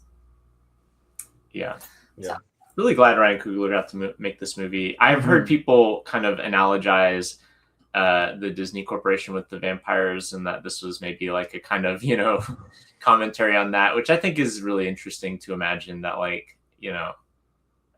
he feels that his creative spark has been kind of like instrumentalized by like a multinational corporation that like gobbles up other cultures as part of its brand. And also as part of the kind of behind the scenes production of this movie, didn't Ryan Coogler have written into the contract like he owns the full rights to this movie after a certain period of time, right? Wow. Isn't there like there's like a certain number of years and then it reverts all to him? That's so cool. Good for you. So cool. Absolutely. Also, though, sadly, this was who knows how many Warner Brothers Pictures movie we have left. So I'm really glad that to be the empty man of Warner Brothers. I'm really glad that Ryan Coogler got that in before Netflix surely would not have made that deal with him. Oh no. Yeah. Well, Sinners is pretty widely available. It's on HBO Max. You can rent it. Go up to a stranger and talk to them about it. So, yeah, it's everywhere. One movie that's not everywhere, in that if you thought Sinners box office was bad, you should see our number 4 movie, Ephus. Yeah. The 21st highest grossing movie of the year. It did well for its kind of. There are dozens of us. Dozens. Though I'm honestly glad that this movie is as small as it is. Yeah. This movie didn't even make $1 million at the box office. Yeah. This movie takes smallness as like an ethos, As an An ethos, yeah. Ah! It's really nice.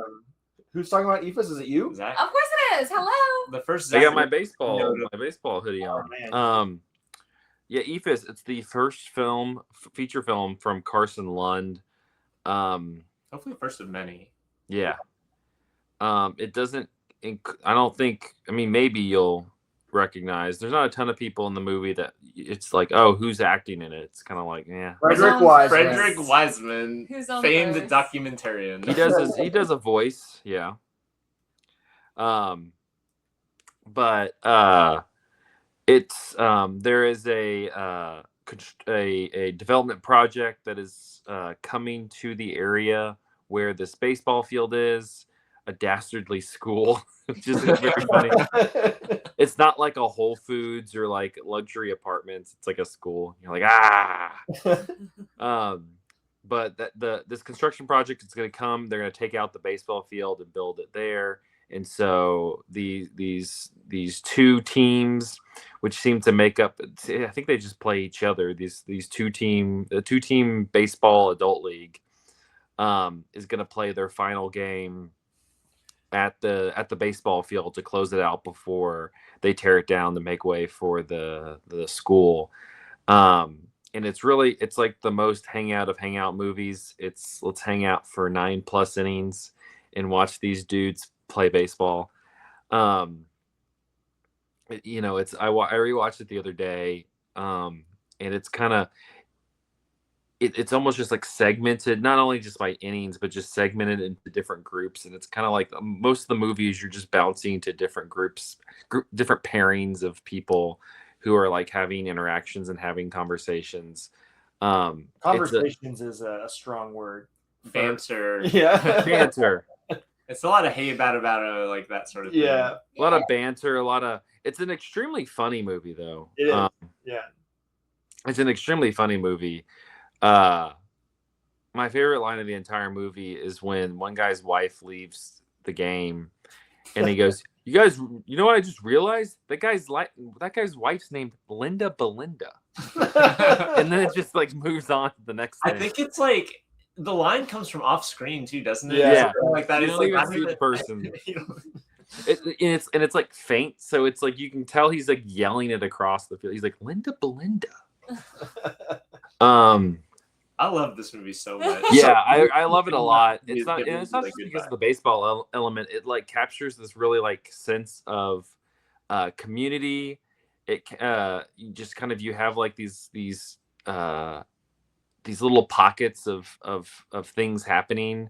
It's a perfect encapsulation of the struggle of communication between men and finding deeper connection among men. But at the same time, like they have this thing that they can go to, and even and like they're like most are like relatively dedicated to it. And it kind of is about the beauty of like these fleeting things. Like this is something that's going to go away, once one inning's over. Like you're never going to be able to go back to it.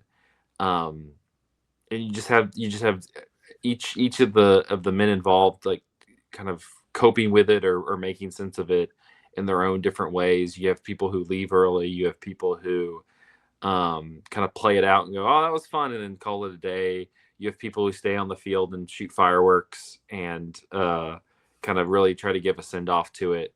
I love the image of all the cars that pull up and turn their headlights on to illuminate the field after the sun goes down. Yeah. So real. good. Mm-hmm. It captures just like the like patient, slow beauty of baseball. Because the game goes slow, but there's laughs, there's beer, there's food. There's not hot dogs, they have pizza. There's like a pizza food truck that comes through, right? Yeah, but it's just like there's something slow, there's something reflective, there's something fleeting about it. Baseball's not football or things like that now. It's it's definitely like low on the ranking of what people are watching, but it's kind of still there, and it still has these like wonderful connective moments. And so Ephus, I feel like encapsulates that. And there's something special about it being like an adult league. that really doesn't have any like hard rules or fast rules. It's not like professional. It's like the most pure form of the sport. Well, and like almost like the point of view character in the movie is this guy who's like just because he's interested in it, keeping the box scores. Mm-hmm. And he's been doing it since who knows when, you know, and he just like sit in pencil, like on his little graph paper stuff.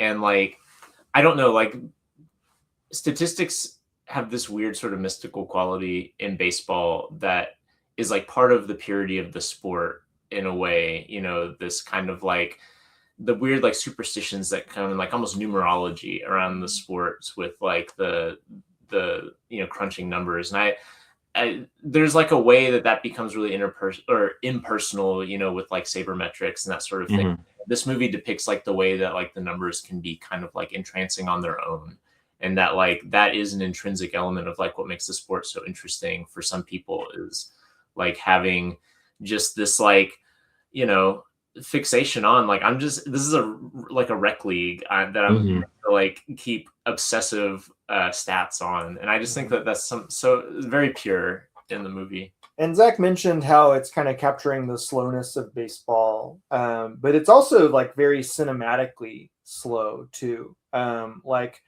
stylistically, this is a movie that I would compare to like Ozu or Simon Lang, right?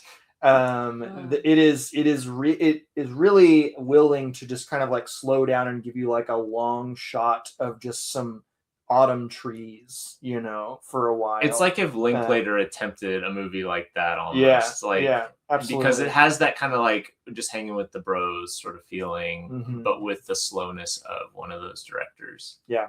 Could I ask very quickly, where does the title ephus come from? Is that It's a a baseball term? It's a type of pitch. Yeah. Okay. Yeah. Which They there's do- like a monologue about that, Yeah. right? Okay. Can you remind me what the significance of the ephus pitch is, Zach?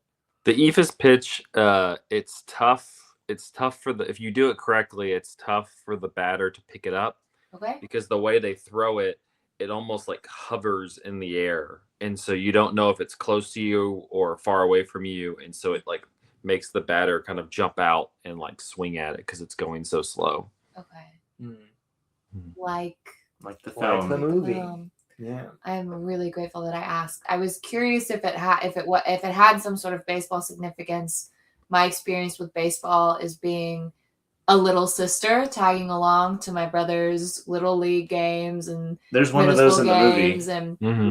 and just like being there and like knowing how the sport is played.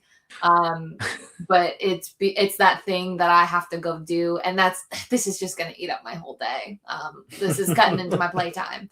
There's this great moment in the movie that kind of distills like the struggle to communicate between the men, where the Linda Belinda guy, like they say that right after he like strikes out, and they're like, all right, he like convinces his wife and kids, hey, just stay for my stay for my at bat. I'm gonna get a hit for you, and then just like strikes out, but it gets away from the catcher, so he runs and they just throw him out. And then he comes back to the dugout and he's like, he like just has this like very pensive like face, and he's sitting next to one of the other players, and he just goes like, that's the last time they're gonna see me like try to hit a baseball, like playing this game.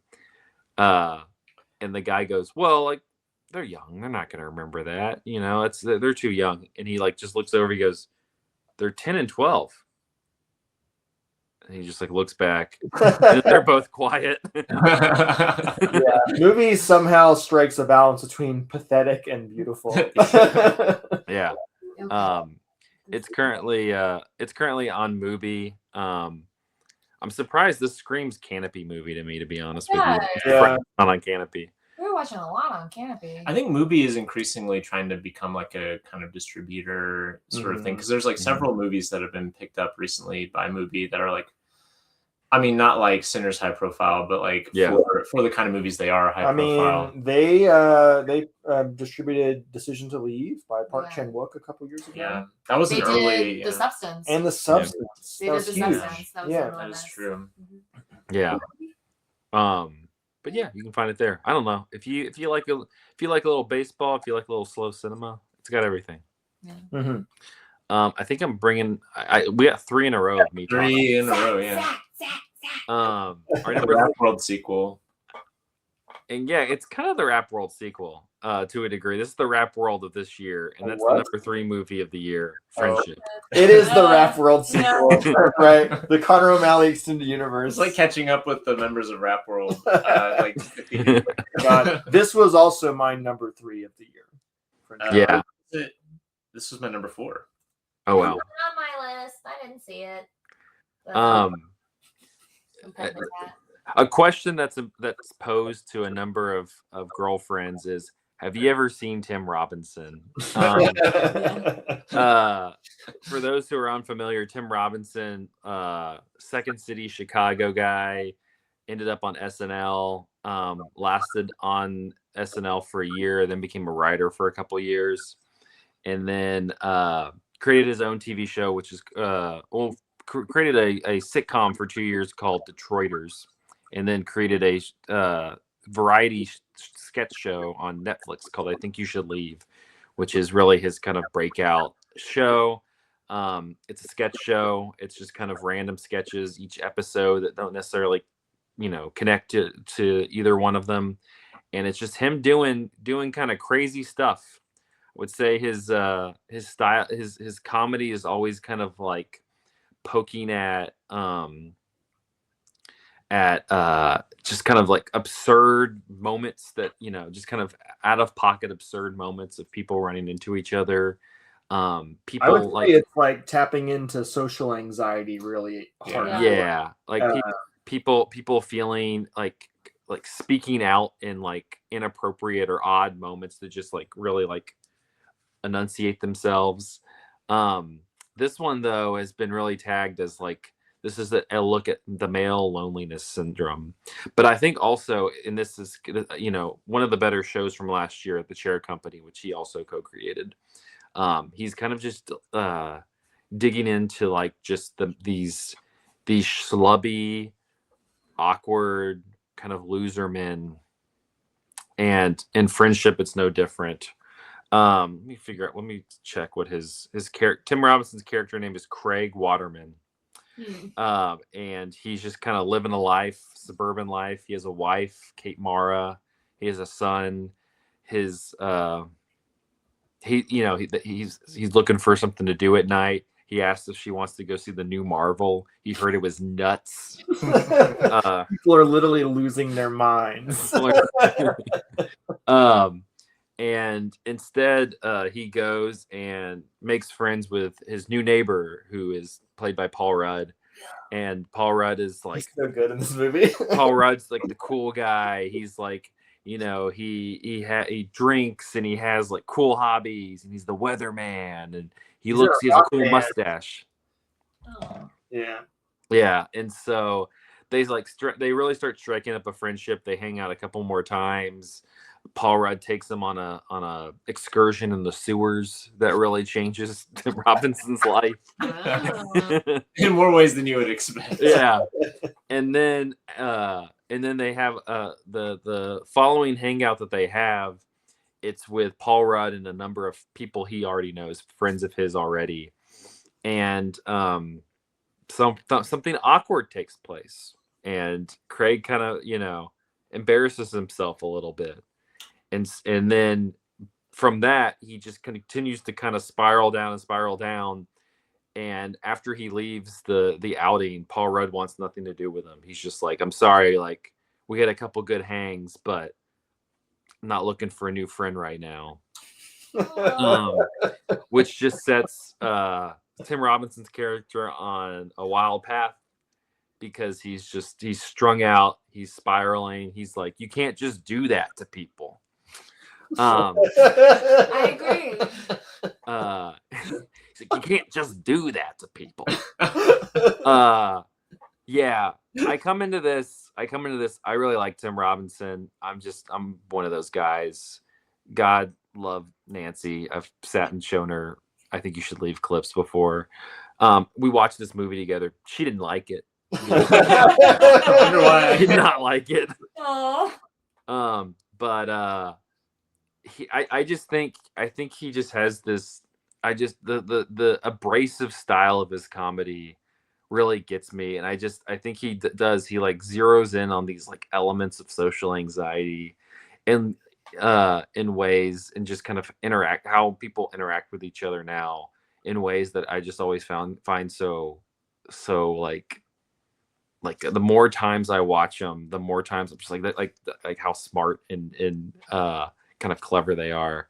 But this one, I was kind of curious because at this point he had only done like those sketches, which are the sketches run from like 7 to 10 minutes maybe max. The episodes aren't very long, and so a feature film. This is with Andrew DeYoung, who's the co-writer and director, who also worked with him on the Chair Company, and this just kind of activates a whole new level of Tim Robinson. It's kind of like all that stuff with like becoming Paul Rudd's friend happens, and then he just becomes taxi driver against Paul Rudd. like, like, like that's kind of what happens. It's taxi driver, but the impetus of it was Paul Rudd, scorned him as a friend. And I think it handles like there's so many just funny moments in this. The Chair Company is interesting because it keeps you so sedated in a normal world where Tim Robinson elements are kind of like breaking through the walls almost. In this one, it kind of just keeps you suspended in a space where everybody else seems pretty normal. Even Paul Rudd's reaction to Tim Robinson is pretty normal. And so it feels like a Tim Robinson, I think you should leave character that's been let loose into the real world.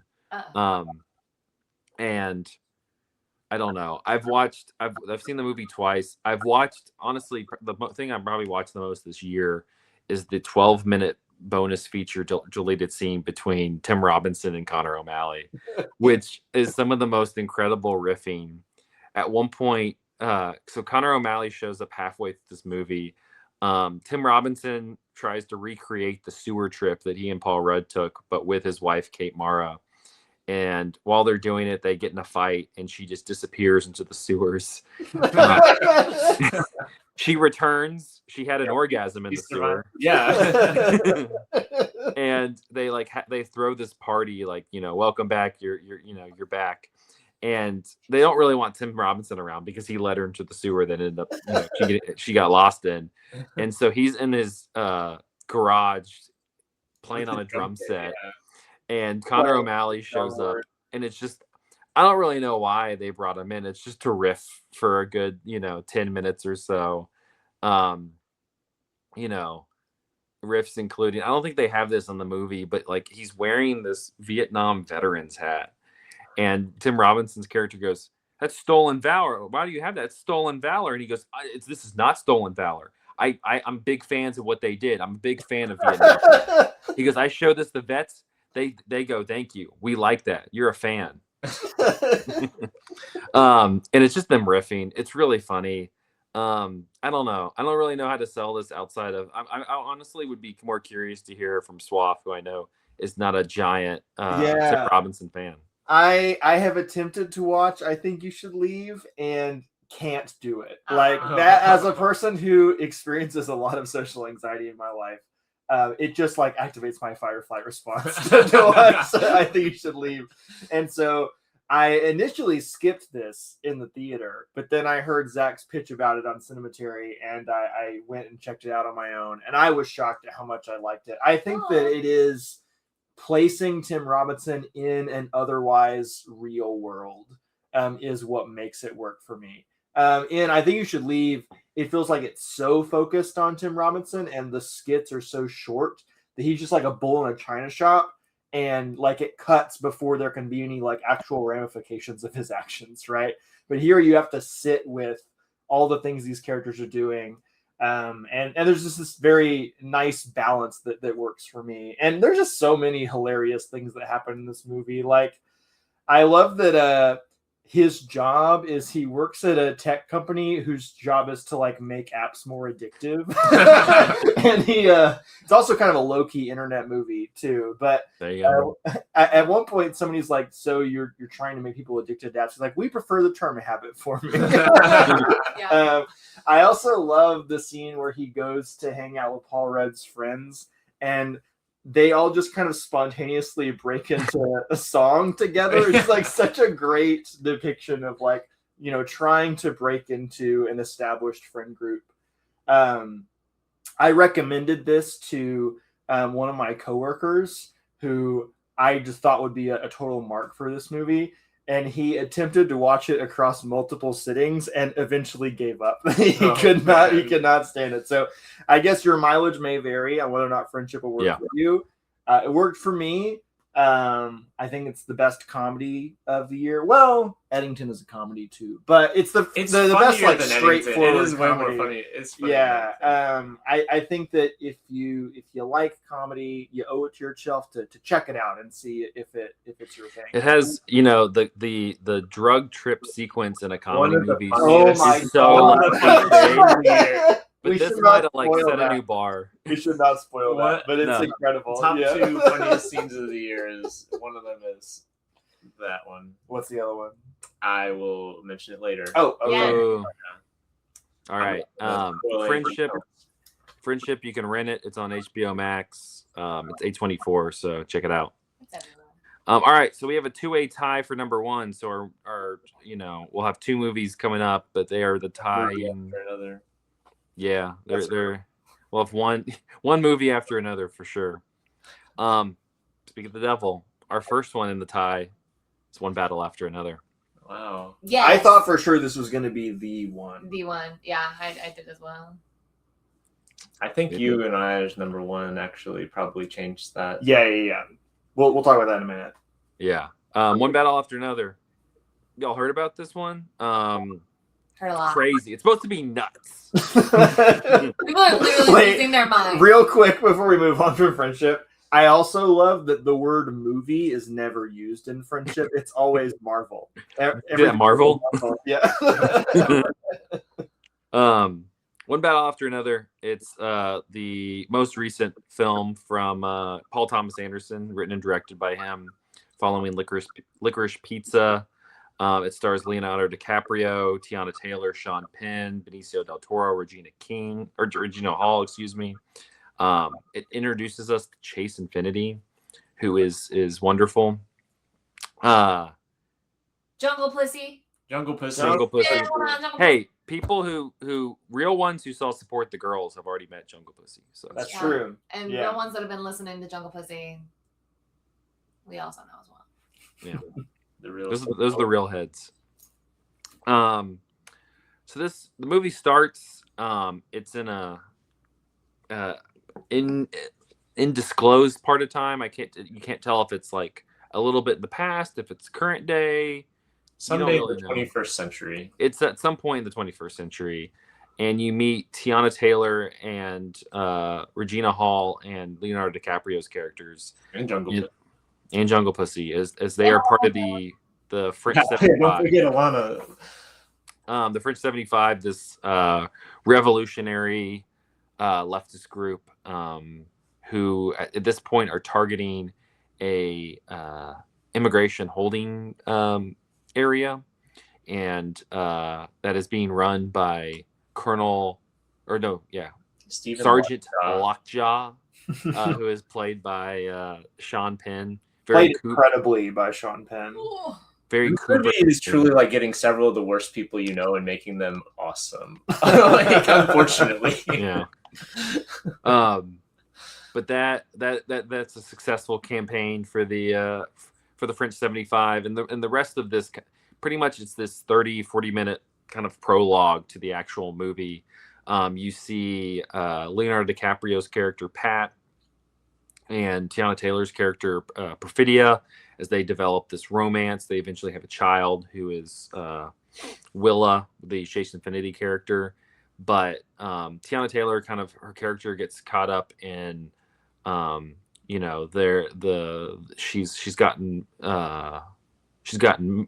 a kid, she's been pregnant, she's dealing with postpartum. The group is kind of going all over the place. Pat is very much like, let's just, we have a family now, let's stay back, let's do this. And she's very much looking forward to be part of the revolution, to be garnering the attention that she was. And so they try to pull off a bank heist it goes awry. She shoots somebody, shoots one of the security guards, and she's taken into custody. And working with Lockjaw, eventually sells out a lot of the group. So a number of the French 75 members are killed. A lot get away, and Leo and Willa head off to I guess Northern California to in some part of Northern California to kind of hide away. The movie picks up 15, 16 years later. Willa's grown up. You get, quite honestly, one of the great needle drops of all time, which is it switched to the present day. Steely Dan. Dirty Work by Steely Dan starts playing. The attention, I like stood up and saluted the screen. And you pick up in the present day. At this point, Pat is very far from his revolutionary days, but the revolutionary days are not far from him. Lockjaw is trying to become a member of the esteemed Christmas Adventurers Club. Chris Kringle recently died. I'm sure you saw. Or John Kringle has recently died. I'm sure you saw the news. And in order to do that, he realizes that this affair that he had with Tiana Taylor's character, where he possibly thinks he might be the father of Willa, could come up in his history as they look at him for the club. And so he puts on this something we can't relate to today, military campaign where they invade the city of Bacton Cross to find Pat and Willa and take at least Willa into custody, which just creates this kind of ball rolling down the hill effect of Leo trying to get back to Willa and Willa trying to get away from Lockjaw. I feel like that's covered for the most part. Yeah, definitely. In the second half, they meet Benicio del Toro, who is the karate teacher for Willa, and Benicio del Toro gives one of the great performances of the year as Sensei. Yeah, this one, I don't know. I saw this 4 times in theaters. Oh hell yeah! Damn, I didn't realize it was that many. I saw this 4 times in theaters. I think it's just great. It has this energy to it. It has this motion to it. It just feels like something new and something fresh. I remember the second time I saw it, that really just kind of opened up for me, because the first time you're trying to kind of it's a Paul Thomas Anderson movie. You're trying to get your bearings. There's so much stuff being kind of thrown at you. You have, what's Christmas Adventures? What's this? There's a lot of different characters and everything. The second time, once you kind of know the path, it really opens up, and it just kind of has this. I mean, it's his blockbuster. It's kind of a blockbuster movie, as much of a blockbuster as Paul Thomas Anderson probably can make. It's propulsive. It has some of the great action sequences of the last 20-25 years. There's the climax of the movie. This car chase is, if you didn't see it in IMAX, you really missed out. I would love to seen it in 70 millimeter IMAX, but regular IMAX, it was such a thrill to just watch that. I haven't been that engaged and sucked into a screen at the movie theater in a long time. It's centered around so many good performances. That you wish it's a 2 hour, it's like a 2.5, 240 movie, and you kind of wish you had 45 more minutes in it, just because there's a lot of characters that you probably could, give whole stories and whole movies to just on their own. Yeah, Regina Hall would have loved to see more from her. Yeah, she's incredible in her moments, but yeah, somebody who I think probably got lost a little bit in the edit, more than others. But yeah, I don't know. It's one of the top people in the industry, working at the top of their game. You have incredible actors. Chase Infinity as this new face is. There's just there's this energy to her, and she just attracts you to her whenever she's on the screen, especially in this last sequence where she's kind of given the given the keys, both in a literal and in non-literal sense.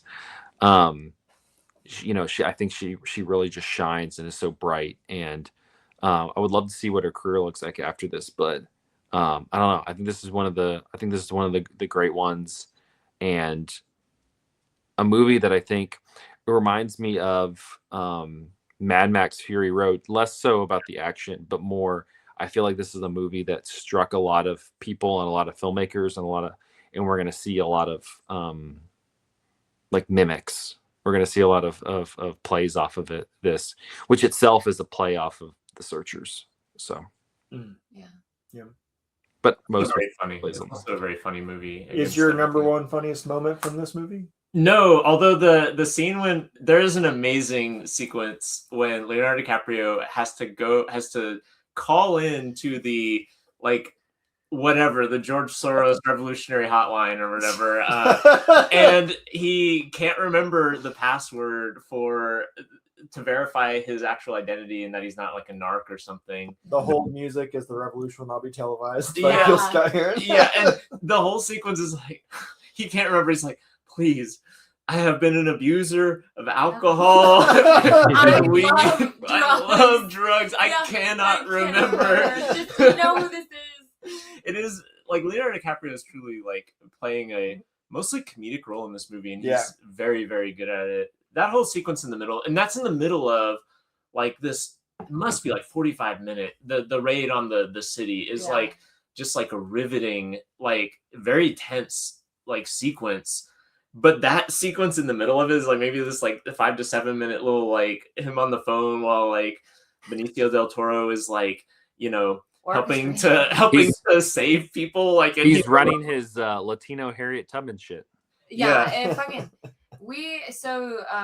I for those of you listening, name drop real quick. I have a second podcast. It's called Check Out Cinema. We did an episode on this, and we really tried to zero in as much as possible on the like protest politics of this. Mm-hmm. But that's really tough. It goes in a lot of different directions. We were really taken by we like zeroed in on the the like unpredictability of like the individuals throughout. Like every individual is an agent of their own. And we really zeroed in on how difficult it is for like newer movements to find cohesion, and how it seems as though these minority groups, given, like you said, the Latino Underground Railroad that happens, to be alive is to resist. And also, I went abroad right when this came out. I was abroad, and the conversations that I was having with a lot of my friends, like these international like film lovers, they really enjoyed the message of like American optimism, not so much like American individuality, but American optimism that pervades throughout. Like by the very end of the film, we watch Willa, run off on this call to arms, and things seem to be a little settled by the end. But there's this there is a flame that will not go out, and that is like the youth culture movement. I do kind of feel like we're always looking for like the next generation to save us from this one, which can be a lot to saddle like an entire generation with time and time again. But it's still there. But it's more so that like there's going to be another battle to fight, as the title suggests, right? Yeah. One battle. If it ain't one battle, it's a motherfucking other. That's what Young Dolph said. So one battle, but yeah, and like we talked about with Eddington, the rare case of a major auteur making a movie about the present day and dealing with the political realities of the present moment, which are very dark. Although I do think like one really interesting thing about the movie is like actually the things that are happening have been happening in America for at least the last 20 years, and so like that raid on the immigration detention could have happened under President Obama or under President Bush or under President Trump or under President Biden. Like, and so like there is a weird, it does feel so of the moment because these contradictions in American society have been pushed to what feels like a breaking point. I don't know, we'll see. But at the same time, there's a timelessness to it, which leads to that one battle after another feel, which is that like these are issues that feel in crisis now because they are, but these crises have been occurring as long as like, you know, we have been like, you know, adults, really. Yeah, what does Sensei say? He's like, we've been doing this for the last 300 years. Yeah. Or however many hundred years. And Right. then, you know, America's coming up on her 250th. Remember, games. Yeah. Remember, they're coming in and they're getting rid of losers, punk trash, and lunatics. No more lunatics. no more lunatics with what? Mhm. Wielding what? Could it be? I don't remember what the line Weapons. is. There's nothing. Oh, wow. You're spoiling the list. No, I'm not. All right. Well, our next number one, weapons. Weapons. I thought that was pretty Weapons. good. Ah. Also, It would have been good if Zach would have been ready with Yeah. the, Yeah, you got to clue me in. You got to give me a little. I about the gave you a modern day. Yeah. This was my number one movie. And of the year, Michael's. Tim O'Malley's Mine as number well. one. Sometimes I have a difficult time picking a number one when we put together these ballots for these episodes. And this year I did not have a difficult time at all. Like sitting in the theater as soon as Weapons ended, it was like a week before I was going to TIFF. And I remember saying, like, I don't think I'm going to see anything at TIFF better than this movie. Like just laser targeted at me. For people who are unaware, the premise of Weapons has a really great little log line that gets presented to you almost as like a fable at the beginning of it. Last night at 2:17 a.m., every child from Mrs. Gandy's class woke up, got out of bed, went downstairs, opened the front door, walked into the dark, and they never came back. So it has this kind of like sinister, like bedtime story quality to it, but the movie goes in a lot of different directions. It's a very structurally ambitious movie with all these different chapters that focus on different characters' POVs, and you kind of get to see how all those POVs interlock together by the end of the movie. And the first POV that it drops you into was the thing that, you know, initially grabbed me because it's from the perspective of this teacher, Miss Gandy, played by Julia Garner. And she is like an elementary school teacher who's, as I said earlier, all the students in her class except for one disappear.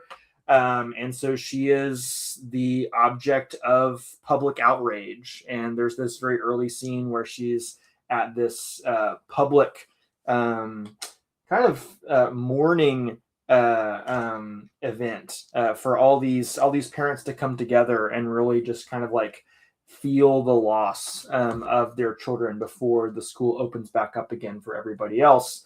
And there's kind of this angry mob that gets formed,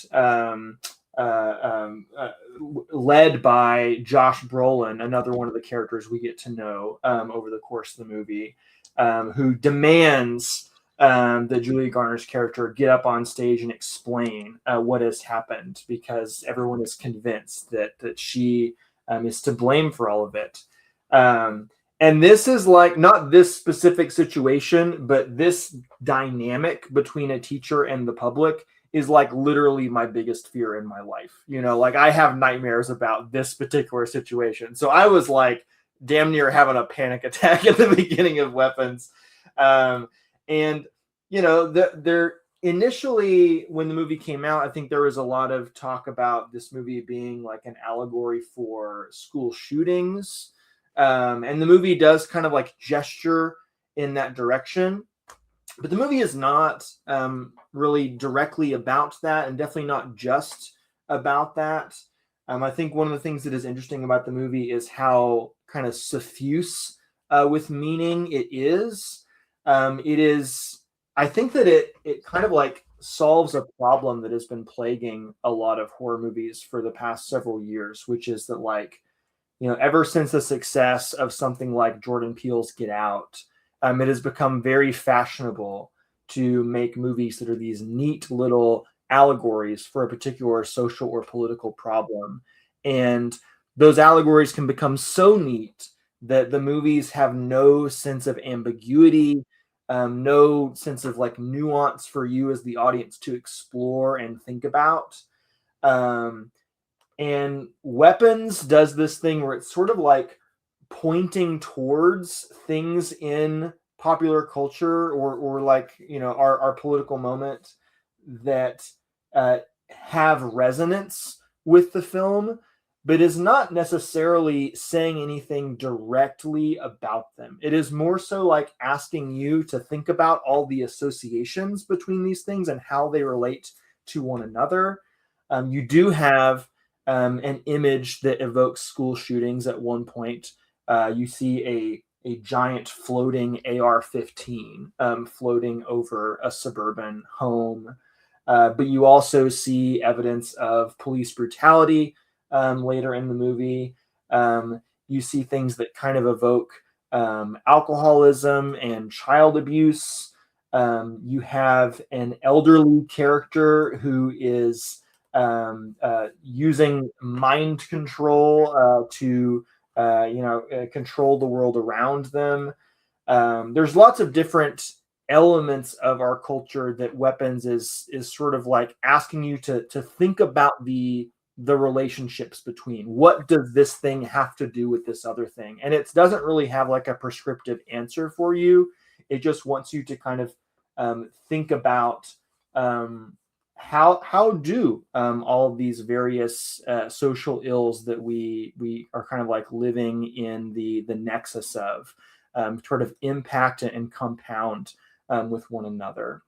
I would also say that this is cinematically a really exciting movie because it is a movie that understands that cinema is made of images, and especially horror is made of images. And this movie has so many awesome images. There is the image I already talked about, the floating AR-15. There's also, you know, the instantly iconic shot of like all the children doing the Naruto run in this like wild geese formation. It's so good. There is an amazing shot of like over a dozen children like bursting through a window. And then later, like tearing a character to pieces. It is just full of amazing moments like that. And also like a really tonally impressive movie too. It is really genuinely horrifying in a lot of moments, both the first time you watch it and the second time you watch it for different reasons. But it somehow is able to turn on a dime at any given moment and make you laugh right before or right after it has freaked you out. And that's something that I think Zach Kreger has really stepped up his game on. This is his second feature film after the movie Barbarian a couple of years ago. I was not a huge fan of Barbarian. I thought it got a little bit overhyped. I could kind of see what it was trying to do, creating like a traditional horror movie first act and then a comedy second act, and then trying to synthesize the two in the third act. And it was that synthesis that I feel like really did not work, but it totally works here. And it works for the entire runtime. This is a long movie. It's like 2.5 hours and it just cooks. It does not feel like 2.5 hours. It is actually just 2 hours. Oh, it's just 2 hours? Yeah. Okay. Still though. Yeah. 2 hours is still a lot, I think, for like a horror movie when it's usually like a tight 90. So it's like, yeah, especially when it has the unconventional structure. You know, you're not really feeling like a act structure or something. You know, it's a movie where you're kind of looping back around to a lot of it's Rashomon-esque. Sort of, but it's not playing with your sense of reality, so to speak. Like there is like an answer to what is happening here. Yeah. And I also, one thing I love about it is both the sense of mystery is really engrossing and the answers that it provides, I think, are really fascinating as well. The movie does not get less interesting once you know what's going on. I think it gets more interesting. But we've actually not had a chance to have a Cinematary conversation about Weapons. It has never come up in our movies we saw this month. Way. So I want to hear y'all's thoughts about Weapons. I mean, at the risk of sounding inarticulate, I feel like you actually said a lot of really good things about it. I really like one thing that you didn't really mention, but the movie does a really great job with playing with our sympathies as well. Yeah. So and I think that also helps to have it avoid the kind of like horror metaphor, like deadening approach, because like, you know, you have a lot of times within these horror metaphors, there's like really pat kind of character beats that will get, you know, the trauma thing has become really big, you know, or like other things too, you know, where it's like, once you know the metaphor, you know, like who you're supposed to be rooting for and like what's going to happen to that character. And this movie does a really interesting job with that, you know, like by tapping into really, you know, actual societal, you know, anxieties such as like teachers, but then the sequence with the teacher is starting with that anxiety and then watching her respond in the most like maladaptive ways possible. People make horrible decisions like, in this movie, yeah. and then front to back. And then there's like characters that like, such as Josh Brolin's character, who seem really villainous to begin with, and then you get into his head, and it's not like he's not capable of villainous things, but like your feelings about his actions like really evolve. And I think that that can be kind of stupid when movies do that, right? Like this could have been like Crash, but with like school shootings or something, but it's not. Like it actually like effectively builds like a like dramatic dynamics between these characters and reveals things about the characters that don't really feel like gotchas or rug pulls, but instead just feel like each one is kind of enriching your overall picture of like the scenario that we're put in. And I really like that. And while doing so, though, it is also capable of being incredibly mean to these characters. Like this is a brutal movie. There are characters who are like dispensed of basically for the sake of either a scare or a joke. Like, well, I'm not going to spoil some of these, but like there are characters who are like, you know, you think that this is going to be a character that we see the whole time, and then it turns out this character just like, you know, becomes like one of the Naruto runners and, you know, kills someone at a gas station or something, you know, and that's just it. And that's kind of the end of them. And so I think that it's got that horror sensibility of like being ruthless and mean while also having a very broad and nuanced feeling for its cast members, so that they're not just like meat sacks or whatever. It still sees them as like multi-dimensional humans. Yeah, absolutely. I know that I really struggled with this when I saw it. Horror gets me. I can be kind of a chicken, but I felt very brave watching it, like brave, proud of myself to get through it, and then just left with this overall like pit in my stomach of like just this question of, and I hate to say it, this was at the time, what was the point? Yeah. Like, what was I meant to take away from this? But then Swaf, you really like, I really appreciate the way that you articulated it, because it's about at least the way that you're looking at it is now the way that I want to look at it is what is the connection between these images and like, you know, the connections between these events, how they are formed, what is like the larger context between them. It's not just about this one thing, and it's not just about that one thing. Why is the title weapons? Like who is the weapon? Who is being weaponized? You know, what does it mean to like deploy a weapon? What are weapons used for? To hurt, to maim, to etc. etc. To control. But there was this. I was left this feeling of like, what was the point? Because there is like a very big turn on a dime. I'm having to think really hard back to my conversations, like my text conversations with people.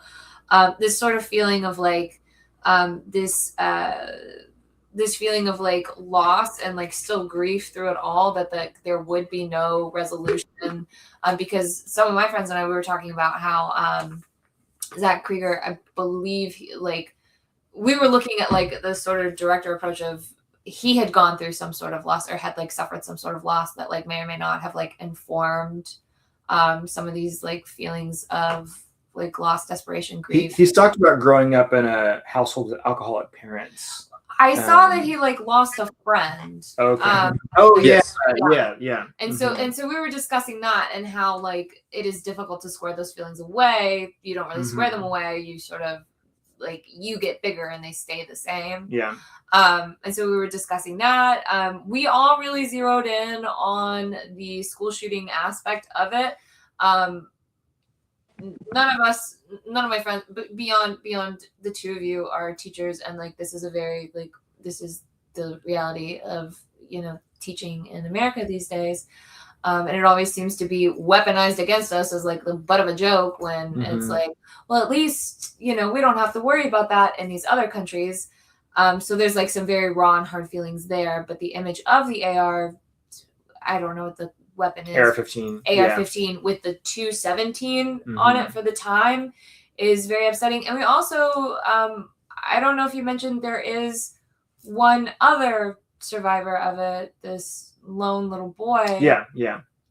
Who suffers the real weight of going on while his classmates are no longer a part of it. And like having, even before that, Yeah. having to kind of like live his life at school as though everything is normal. Yeah. Knowing that, there's this huge thing happening at home that he can't talk about, right? For fear of. Mm-hmm. So just left with a very hollow feeling of what was the point of that, but while still maintaining that it was something special in the sense that a real break in this sort of like elevated horror epidemic that we are living through. Everything is elevated horror, and here is something that is that, but while also maintaining that like sometimes a response to something horrific is also a laugh. Like that you that laughter in the face of something horrific, like it will happen whether you like it or not, and it's still a very like human reaction, and it's a way to sort of cope and still like express some sort of catharsis of emotion. So just what was the point? There was a great Letterboxd review that Mo Malley pointed me towards that talks about how rewatching the movie at home makes it feel less like a quote towering modern masterpiece and more quote cozy fun suburban horror perfect for the Halloween season and better for it. I don't remember that one, but I'm glad I pointed it to you because I watched it twice in theaters and had that like towering modern masterpiece experience, and then I watched it again alone in my house on Halloween and loved it just kind of like as a cozy spooky movie to watch alone. But Zach, do you have weapons thoughts? Nothing. Y'all have covered a lot of it. It was my fourth or fifth movie of the year. Like it was pretty high for me too. It's just like I think maybe I should watch it from home as well and like kind of latch in on more of that cozy kind of Halloween movie, because a lot of it to me was just the scares. Like the scares, once I started the second time I went and saw it, like the pattern of the scares, you kind of like get down, so it's not as much of a shock or a jump scare the next time. It's more of just this kind of like added value. This, I'm looking for the scares, I'm looking for the laughs. It's just a really it's a great blockbuster, just a really good popcorn movie. And I'm always a fan of a good popcorn movie.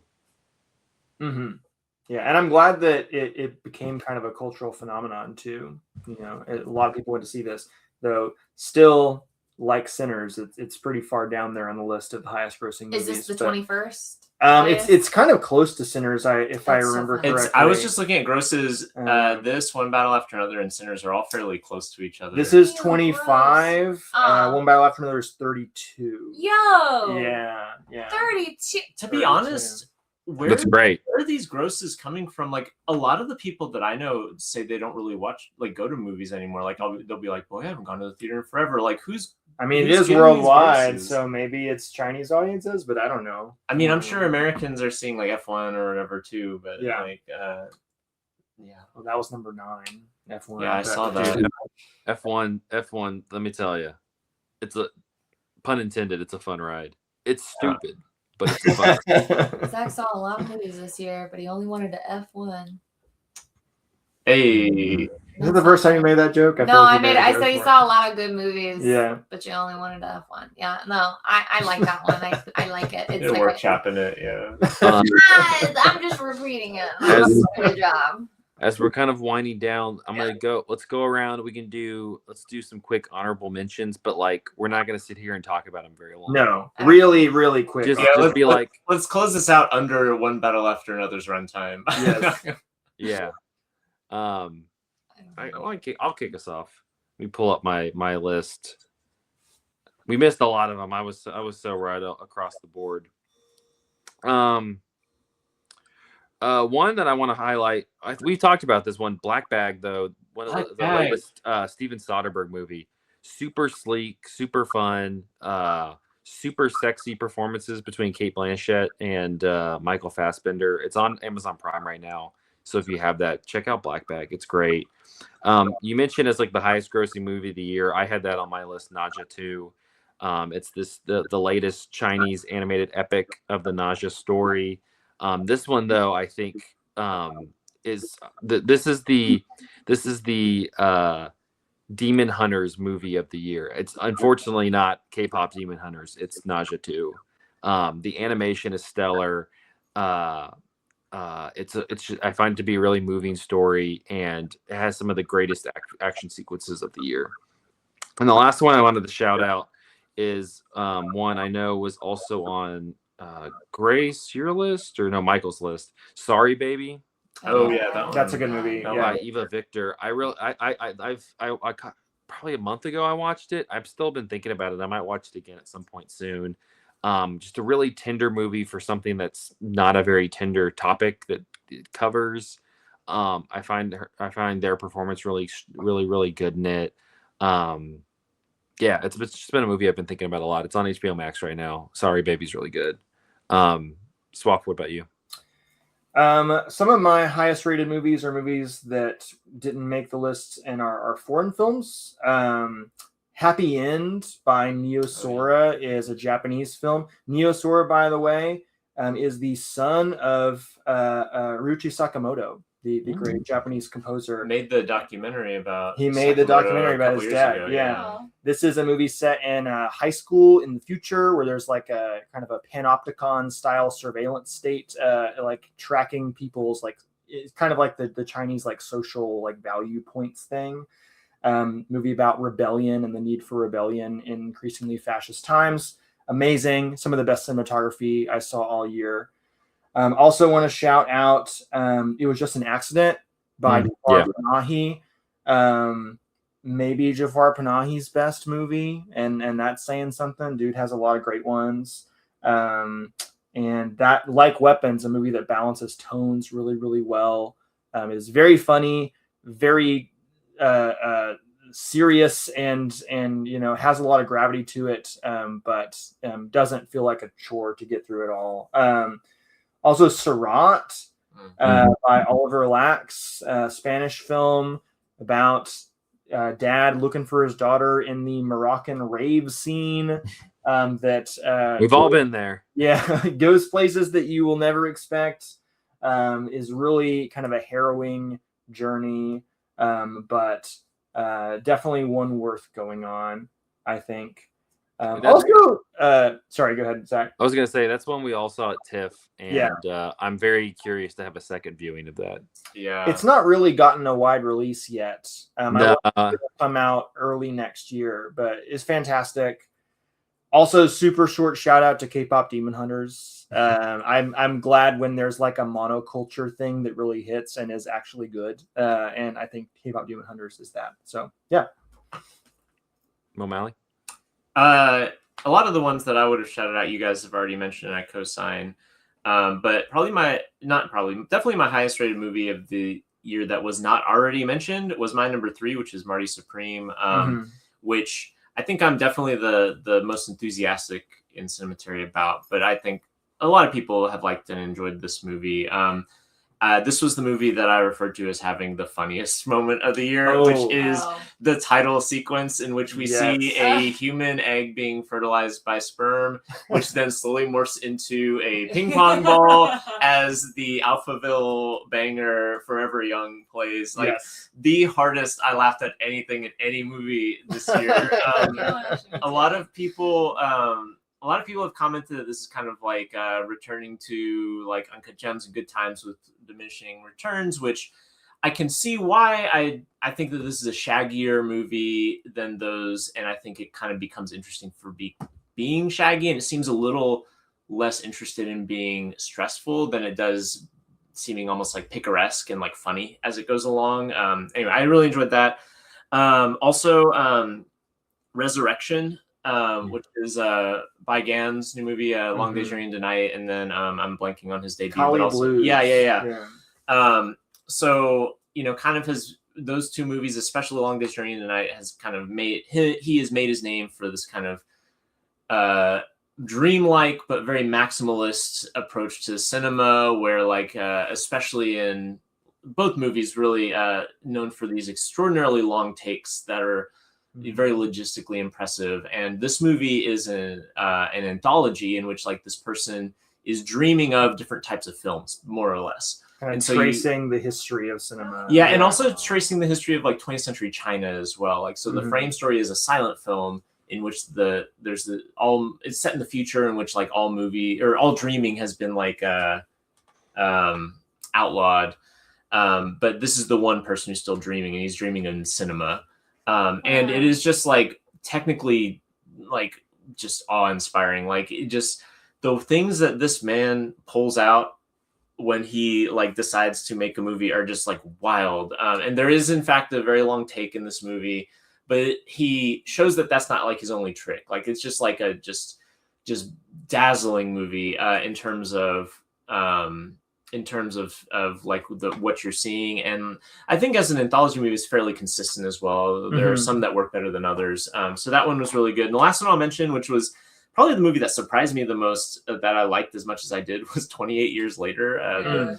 The Danny Boyle's return to the zombie franchise. Are you excited for 28 Years Later, The Bone Temple? Hell yeah, I am. It's a great title, The Bone Temple. 28 Years Later ends with the 30-second. The last 30 seconds of the movie are the most severe tonal whiplash that I'm expecting The Bone Temple to just continue to pivot right into, and I'm here for it. It's directed by Nia DaCosta. That is a little bit disappointing. That it's not Danny Boyle again, because honestly, what Danny Boyle's doing in 28 Years Later is very cool and interesting, and it's very Danny Boyle-ish, but also feels like new wrinkles to it. Anyway, I'm going to pass it on so we don't actually hit 28, or we don't actually hit one battle after another's runtime.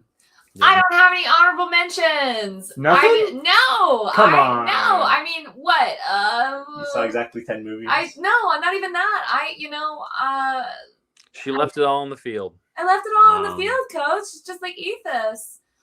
For a good time, not a long time. Yeah, I watched exactly as many as I watched. I had a hard time actually putting together a complete list. I always have a hard time putting together a list of 10, because I'll see, probably exactly 11 and a half movies that are new releases for the year. And then the rest, I'm just doing my due diligence, filling in my blind spots, and watching movies to my taste. So nothing that you want to put on people's radars? There was plenty but it doesn't have the release yet for 2025. Big one being Maddie's Secret, the directorial debut for John Early, that does have some Rap World and Friendship crossovers. So Rap World 3 coming out 2026. That is getting distribution 2026. You do not want to miss that. It is a very sweet and loving continuation of something that perhaps John Waters would do if John Waters and if John Waters made an after school special that was directed at teens about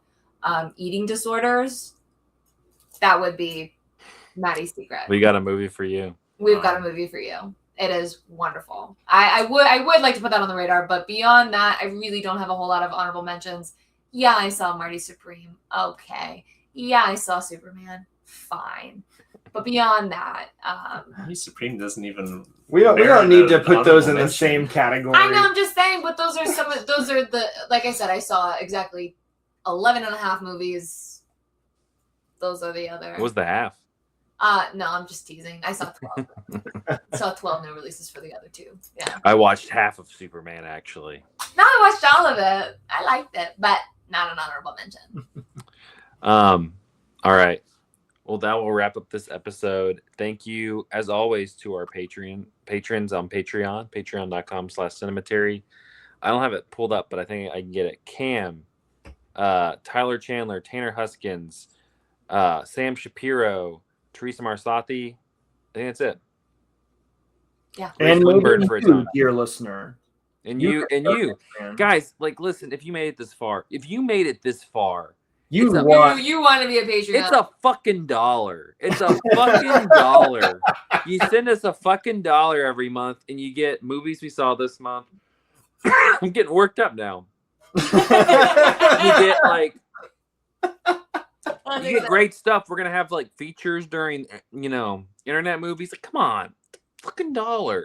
And if you feel like $1 would be insulting to us, it could be more dollars. you could give us Yeah, it can be $5. $5. But like, if you're gonna be that person, it's $1.